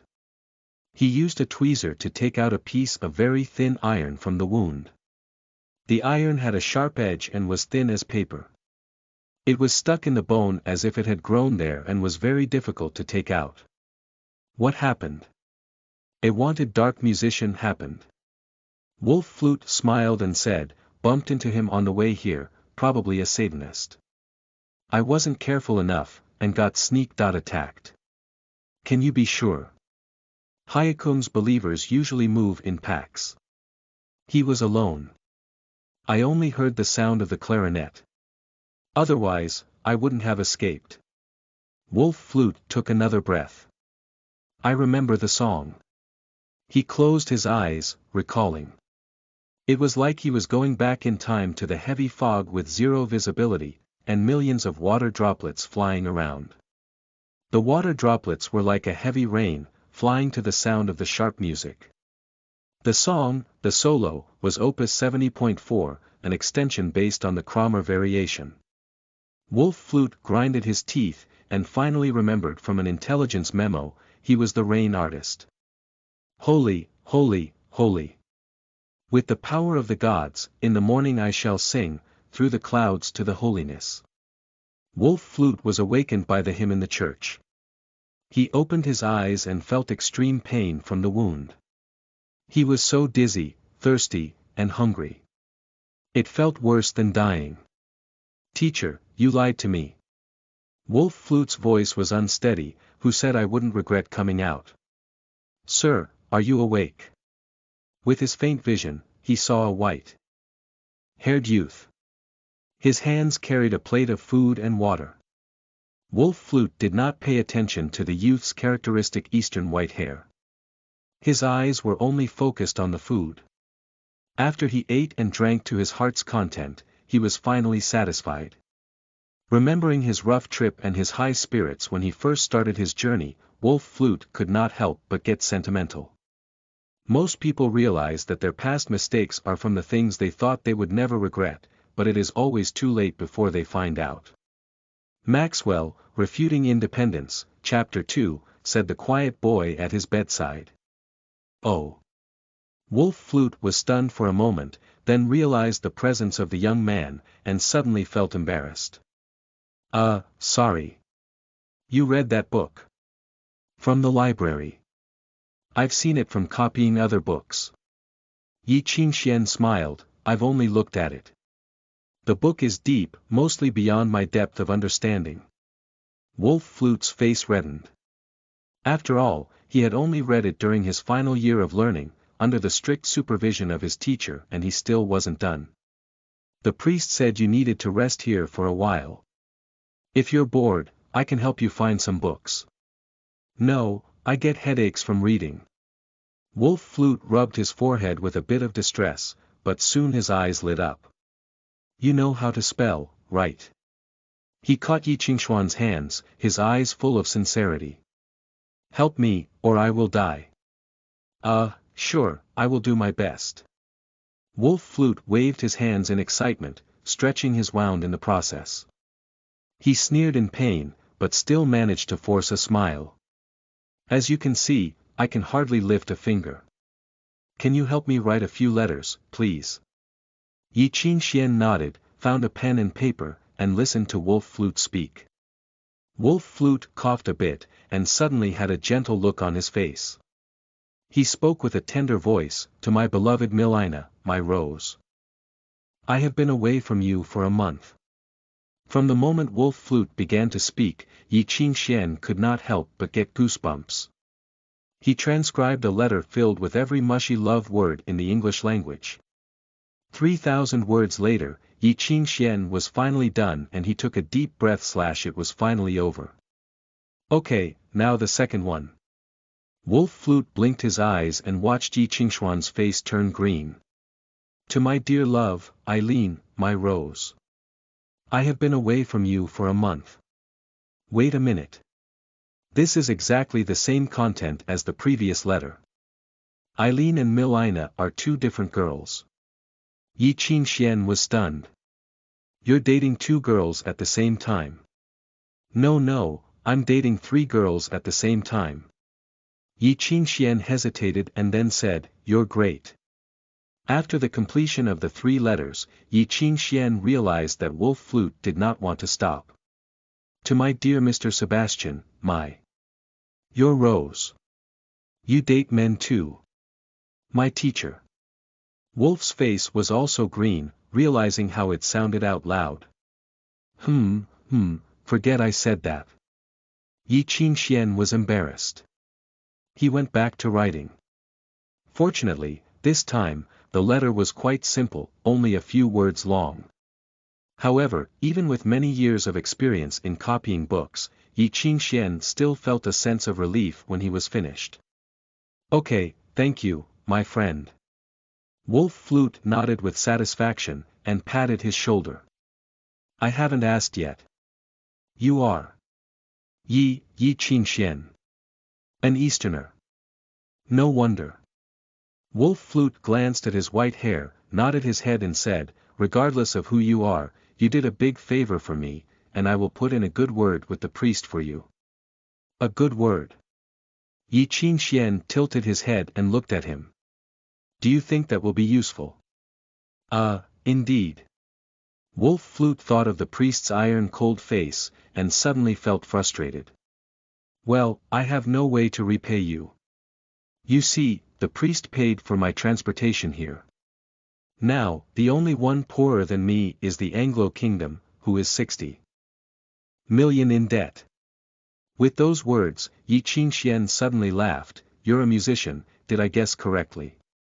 Wolf Flute was stunned, trying to recall everything he had said, but nothing had shown his identity.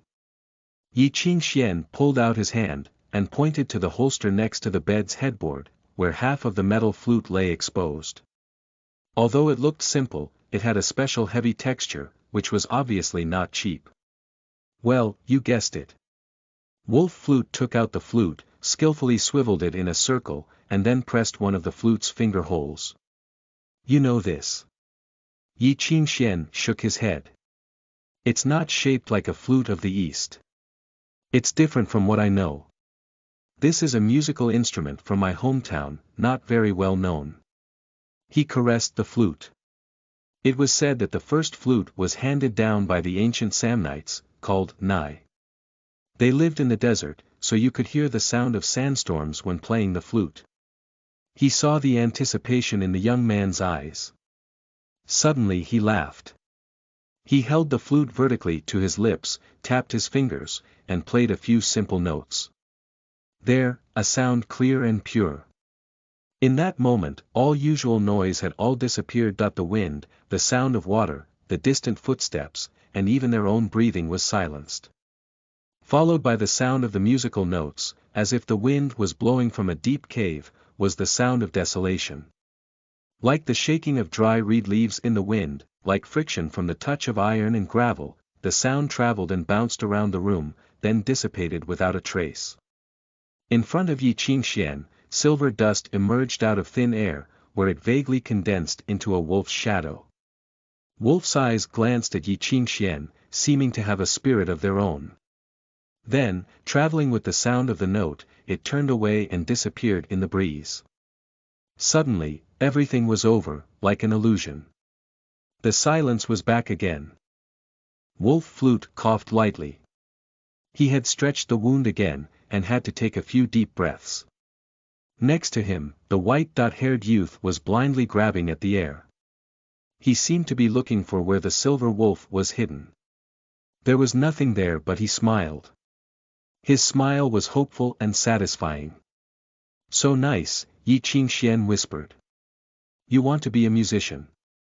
Wolf Flute suddenly understood as he blurted out the question, but he was saddened. He understood now why Ban had asked Yi Qingxian to come and to take care of him. That bastard priest did not want him to give Yi Qingxian hope, rather, he wanted Wolf Flute to shatter it. Yes. Yi Qingxian asked with a hint of hope, do you think it is possible? Wolf Flute pondered for a long time, until he slowly shook his head, sorry, Yi. Wolf Flute lowered his eyelids, not wanting to see the young man's disappointed look. You have no talent. Chapter 8 Music Notes. You are listening at novelfull.audio. If you want to be a musician, you need to understand who the musicians are. Throwing out all accessories, removing all glories. Being a musician is to devote yourself purely to your career. Compared with the musicians of the Dark Age, we cannot even say we love music. Compared with other people, we cannot even say we sacrifice more. But there is no doubt that we are most suitable ones for communicating with ether, and we are the ones who can best understand ether, too. Ether is everywhere. It is part of the world, existing even earlier than humans. Whether it is soil, water, fire, or air, those are composed of ether. But ether is different from these elements because they can, and only do, respond to sound. Do you understand this premise? Yi Qingxian nodded. At first, the communication between humans and the ether relied on runes. Those notes inexplicably transcribed the voice of the gods, composing music that could shake reality.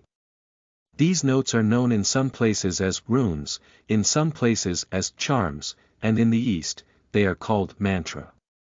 In that era, humans communicated with the ether by singing the runes, Wolf continued to explain. With time, a lot of things changed.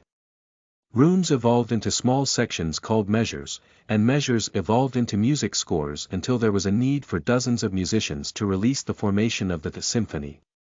Music division classification also became more and more defined.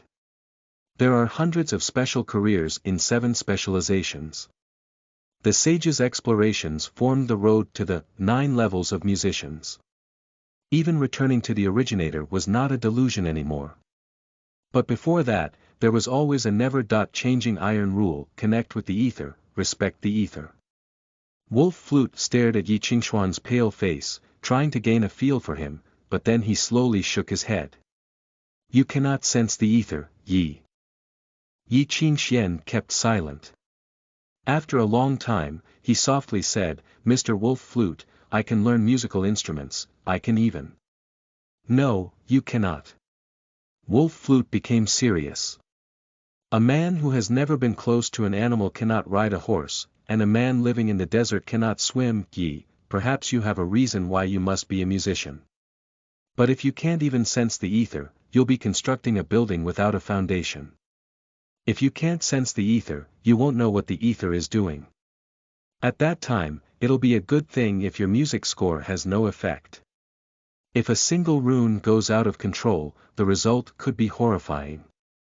He paused, his eyes turning pained.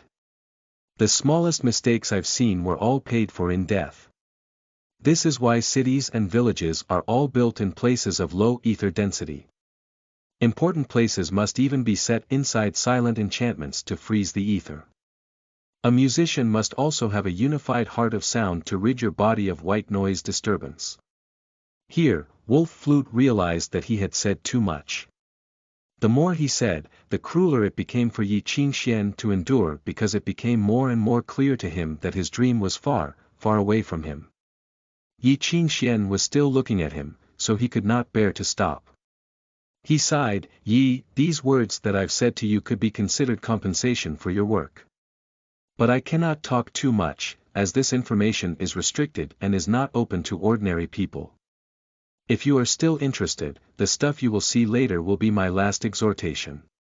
Then, he did not wait for Yi Qingxian to answer, and raised his own hands. He was no longer laughing. His face became serious, then more and more pale. In front of Yi Qingxian, Wolf Flute leaned against the wall, his hands folding into his chest, and took a deep breath. At the end of a long exhale, the slightest strands of sound spread out with his long song. This kind of voice seemed to be deliberately suppressed to be faint, like a vague wind, but also had the essence of a snake's subtle sound. But in this enchanted sound, the air in front of Wolf Flute suddenly became blurred. A trace of a light from the convergence gathered in front of him 3 feet ahead of the place, surging and brewing. Then, it burst into full bloom. It converged into crystals and grew in the air, reflecting the shadows of roses. Roses reflected irises vaguely. It was magnificent enough to make people intoxicated. Then, the silky sound suddenly changed by a slight jump which made it out of place. In response, the magnificent flower turned into disgusting dark red and dark green.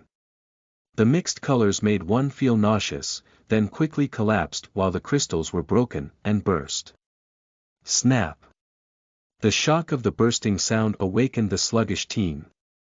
Wolf Flute put down his hands, breathing heavily. His forehead exuded a cold sweat. Those were the so-called out control notes, ye. Wolf Flute wanted to raise his hands, but his body could not bear to, so he gave a bitter smile. That's it for today. Yi, I am a little bit tired. Please let me rest for a while. Yi Qingxian was ready to leave, but was stopped again. Yi, even if you don't become a musician, life can still be very good. Wolf Flute stared at him while lying in the bed. Do not be too obsessed with its aura. I understand. Yi Qingxian reluctantly smiled as he pulled the door. After a long time, someone knocked on the door again. Not waiting for him to answer, Father Ban pushed into the room. He's gone. Wolf Flute said lazily, congratulations, you will get a qualified little priest, but next time, can you tell him those cruel words yourself? Father Ban retorted, shouldn't musicians be cruel? Nobody said that one had to be cruel to be a musician. Wolf Flute squeezed his eyes and whispered, but not being cruel enough will not make for a happy life. Looking at you, I understand exactly what you mean.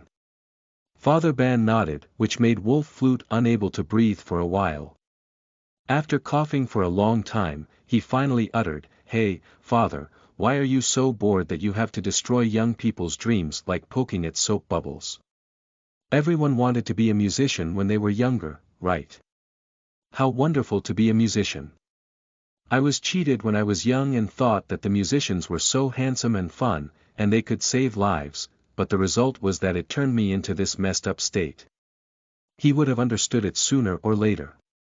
Father looked at him coldly, shaking his head. This child is not the type to dream of all that glory. I am worried about his pursuit of some even more dangerous things. Dangerous? Wolf Flute grinned. Could it be more dangerous than my situation? Father Ban seemed to be puzzled, wondering for a long time, then raised his eyebrows slowly. You mean, your mission being revealed? I was really ordered to come, but my whereabouts were to be kept top secret. Everyone should think that I am now in my home in the desert to herd sheep, but unfortunately, on the way here, I actually encountered the world's most wanted black musician. The most terrible thing was that he was the one from the School of Modifications, which counters me the most. I was not able to use my full abilities. So, I suspected that before I received the master's letter, that order had been leaked out. And, I doubted a more troublesome thing. Oh. I might not have gotten rid of the rain artist. Wolf Flute was still laughing but his eyes narrowed coldly.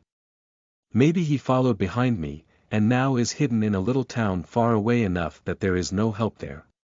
But I don't even have any strength to catch a chicken. Father Ban was shocked. For a moment, the room was full of silence. Under the noon sunshine, Yi Qingxian walked out of the church alone. Hot sunshine mixed with the smell of salty ocean waves. He squinted his eyes at the sun, feeling the sunshine disperse the coldness in his body, but he still felt no strength. Like falling from the abyss and staring at the darkness under his feet, he felt so weak.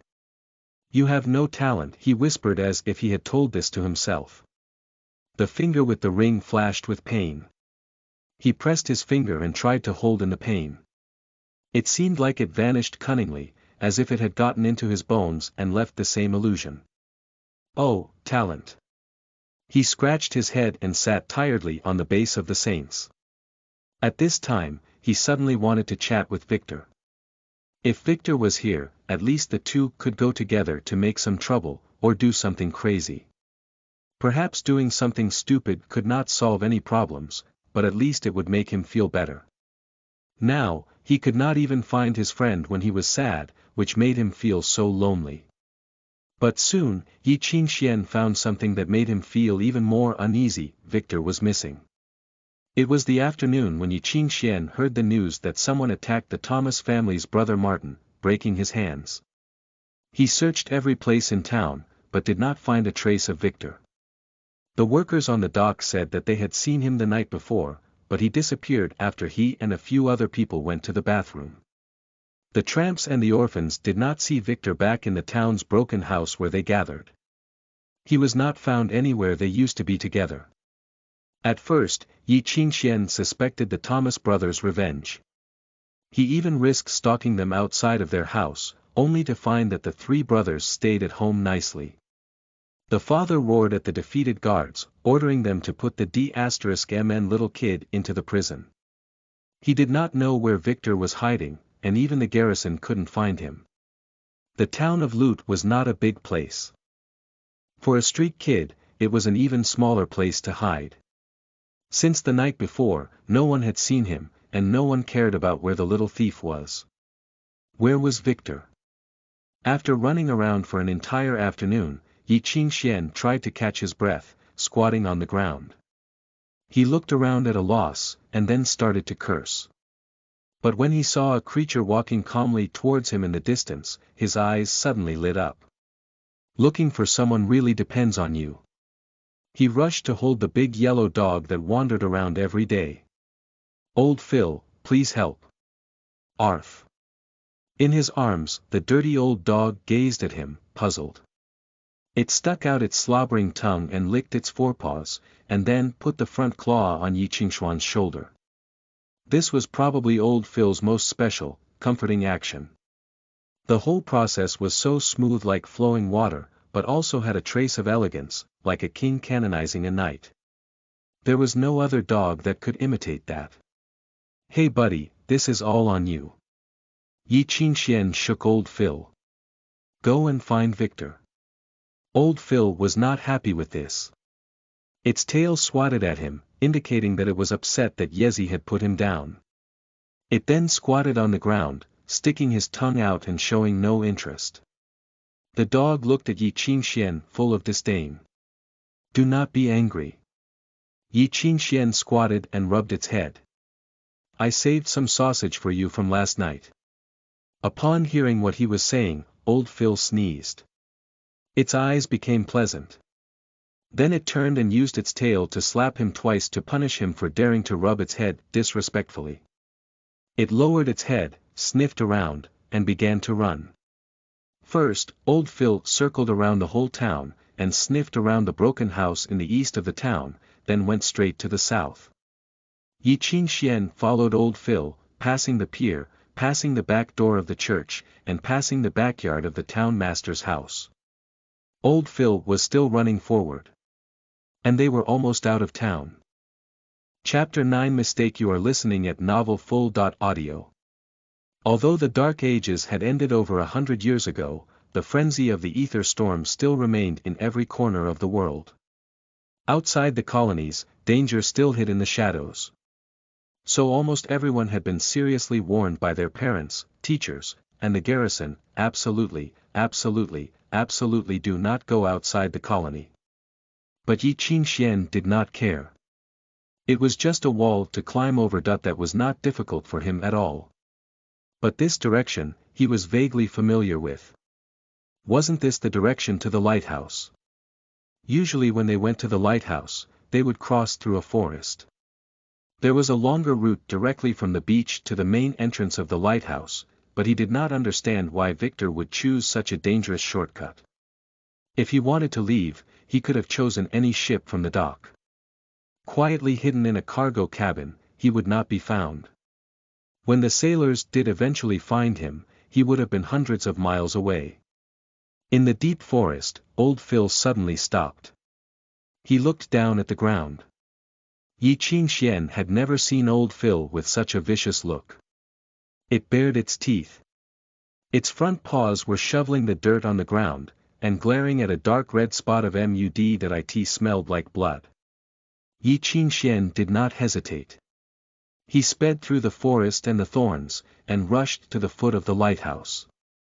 The heavy iron gate had been there for hundreds of years, and the dark surface was full of rust. But inside, it was still as clean as when it was new. The gate could not be opened with a key, instead, the password plate on the door needed to be rotated.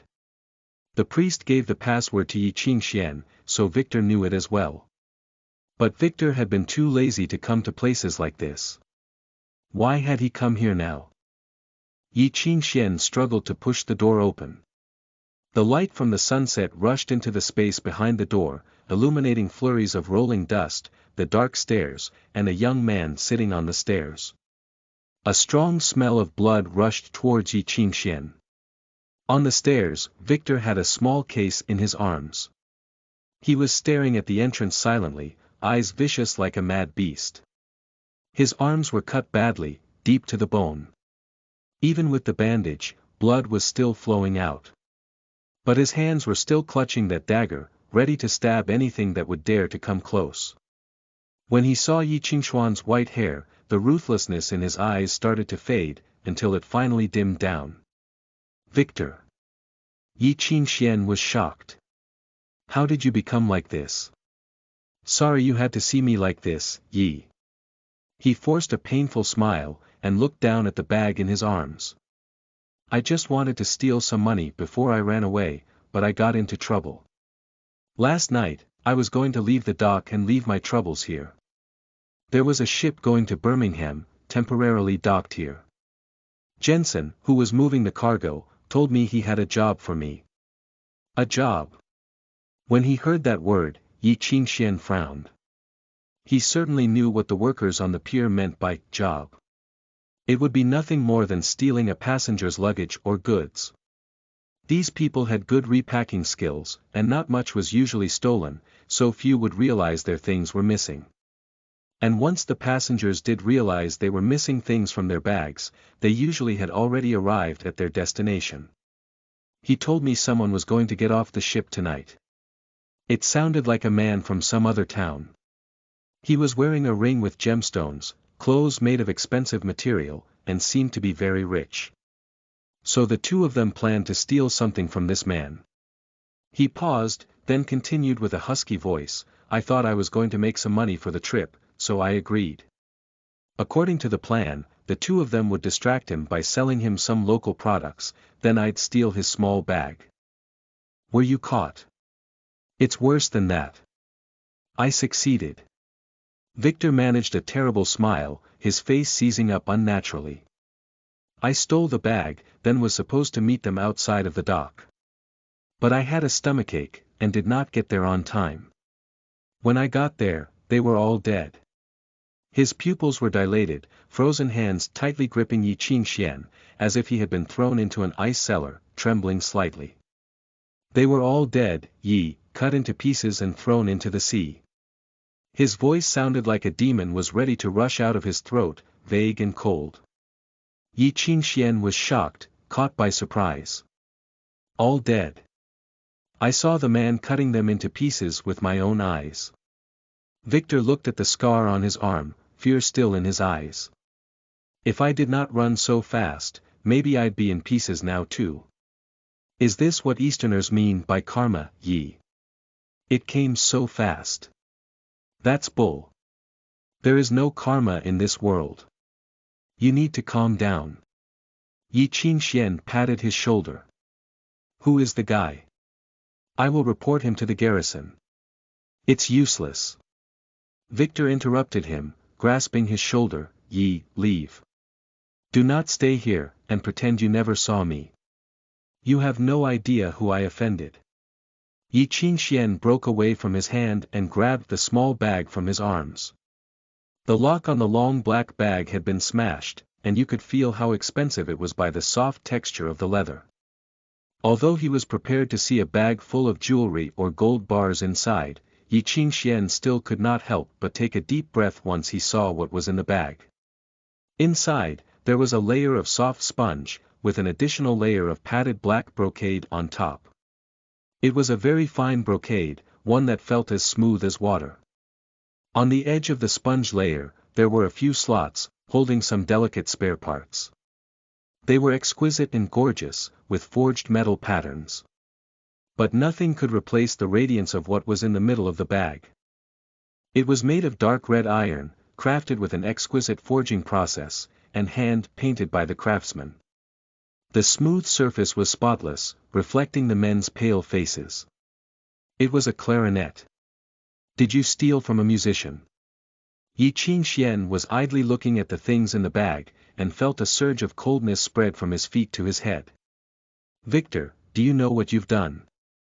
In the great sanctuary of Anglo, as early as a few decades ago, the parliament issued a ruling. Once a citizen had acquired the formal status of a musician, he automatically received the status of nobility, the same status as a baron. No military service was necessary. One did not need to pay taxes, one did not even need to comply with the law. A musician could only be tried by a special court if a crime was committed. Any insult to the musicians would be seen as an insult to the kingdom, and the punishment would be just as grave.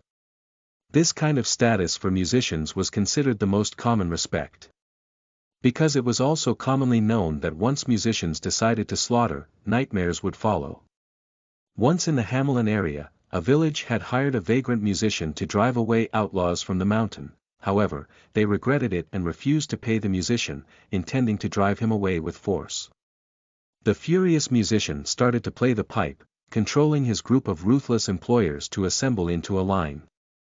They were singing and dancing while digging their own graves, then cut open each other's wrists, and jumped into the coffins. The whole village was obliterated. No one survived. Even now, that musician was still on the most wanted list. Number 60.2, named Hamelin's Pied Piper.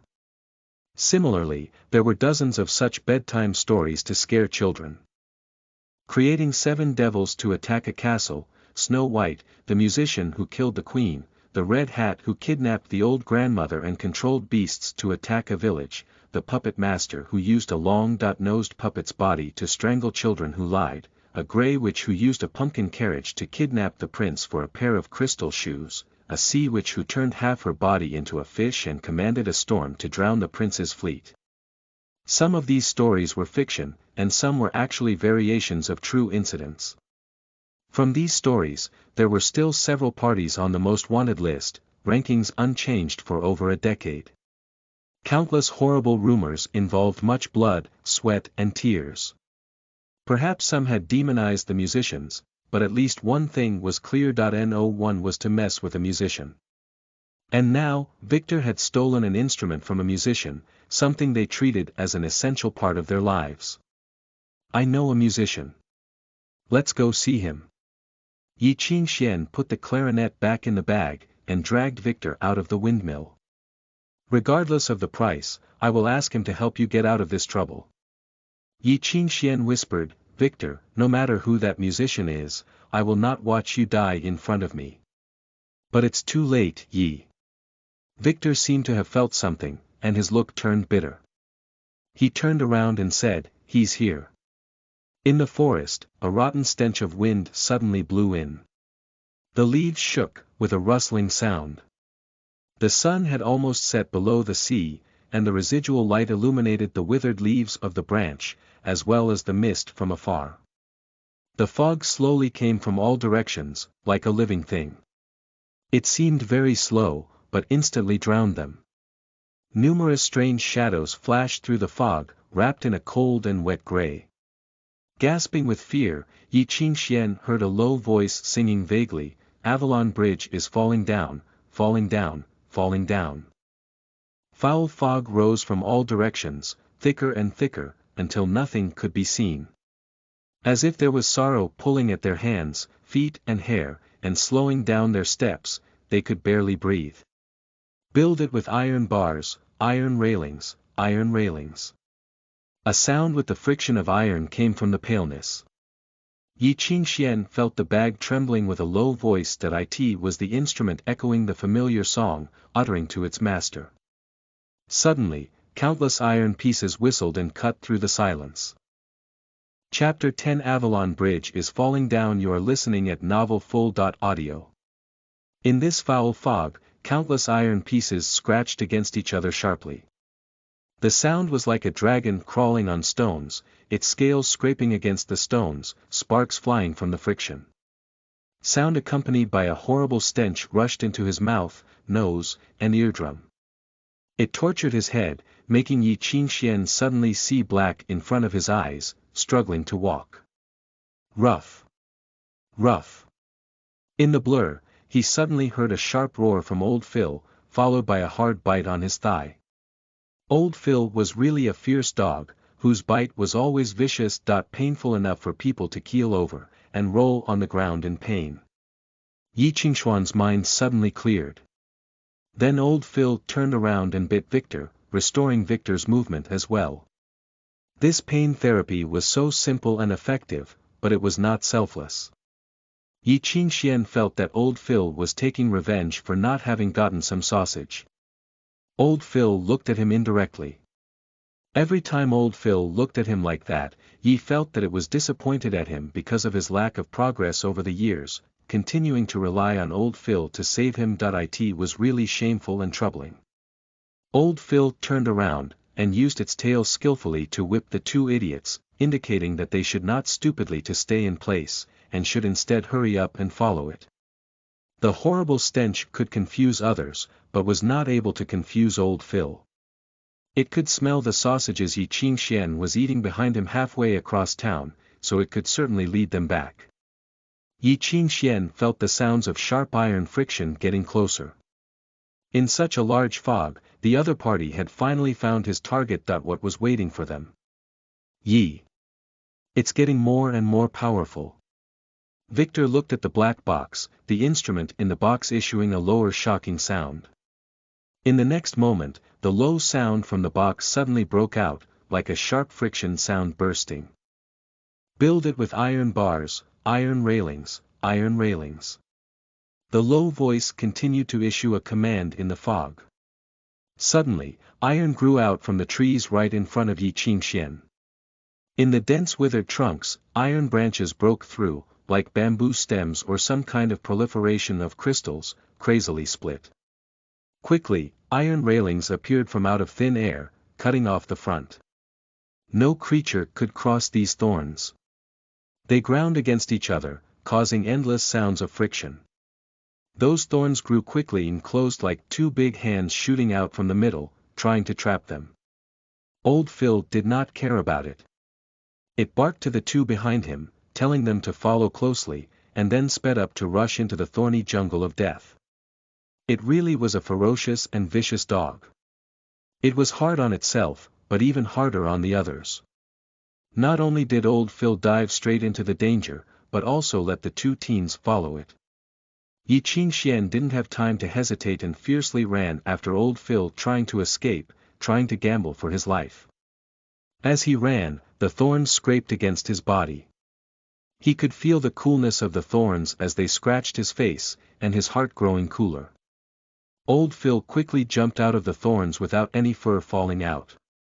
Yi Qingxian followed Old Phil closely with only a few cuts. The most miserable one was Victor, who jumped out from the thorns and onto the ground with his clothes shred, his pants torn in half, which was exceptionally funny in the midst of such a dangerous task. There was no time to hesitate. Yi Qingxian pulled Victor, and ran after Old Phil. The fog became so strong that he could scarcely breathe. The song emerged in the angry atmosphere. The pitch suddenly increased by 8 octaves, and the fog began to frantically dance. Countless hands flashed in the dancing fog. There were suddenly Those illusory hands passed through old Phil and Victor, going straight for Yi Qingxian. Yi Qingxian was shocked. He used all his strength to fight, but was not able to escape every hand. These palms did not even exist in essence and were a weak force. One or two felt like the resistance from a gentle breeze, but once Yi Qingxuan's speed was reduced, more and more palms began to appear. Suddenly, Yi Qingxian was overtaken by the palms, tightly grasped by them so that he was unable to move. "Hey, could I be that unlucky?" he muttered to himself confusedly. Yi. Victor rushed over to help with his red eyes opened wide. Old Phil was even faster than him, frantically rushing to those hands, wrestling with the invisible palms. But the palms did not care about old Phil, and continued to move towards Yi Qingxian. The palms were like evil spirits, layered on top of him, dragging him into the fog. Simultaneously, the low voice suddenly became a high pitch. Among the countless dead trees, iron edges broke out again. Those thorns once again began to grow more. This time they converged with each other, bursting and flowing together towards Yi Qingxian. This time it seemed that they wanted to crush him thoroughly. At that moment, Yi Qingxian heard the sounds of countless pieces of iron grinding against each other, like the sound of ice cracking. The fog was broken by numerous strikes of lightning, extending toward the front, piercing everything. Yi Qingxian struggled with incredible strength, but was pulled into the shackles of the palms, feeling powerless. At the last moment, he heard a vicious roar, followed by a leaping shadow struggling to bite the invisible palms. Old Phil. Yi Qingxian was stunned as he saw old Phil's hind legs wrapped by the thorns.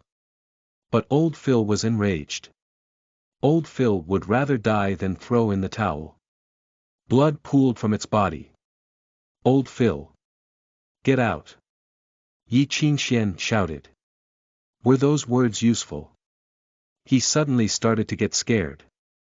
The old dog was so angry that it did not listen to anything.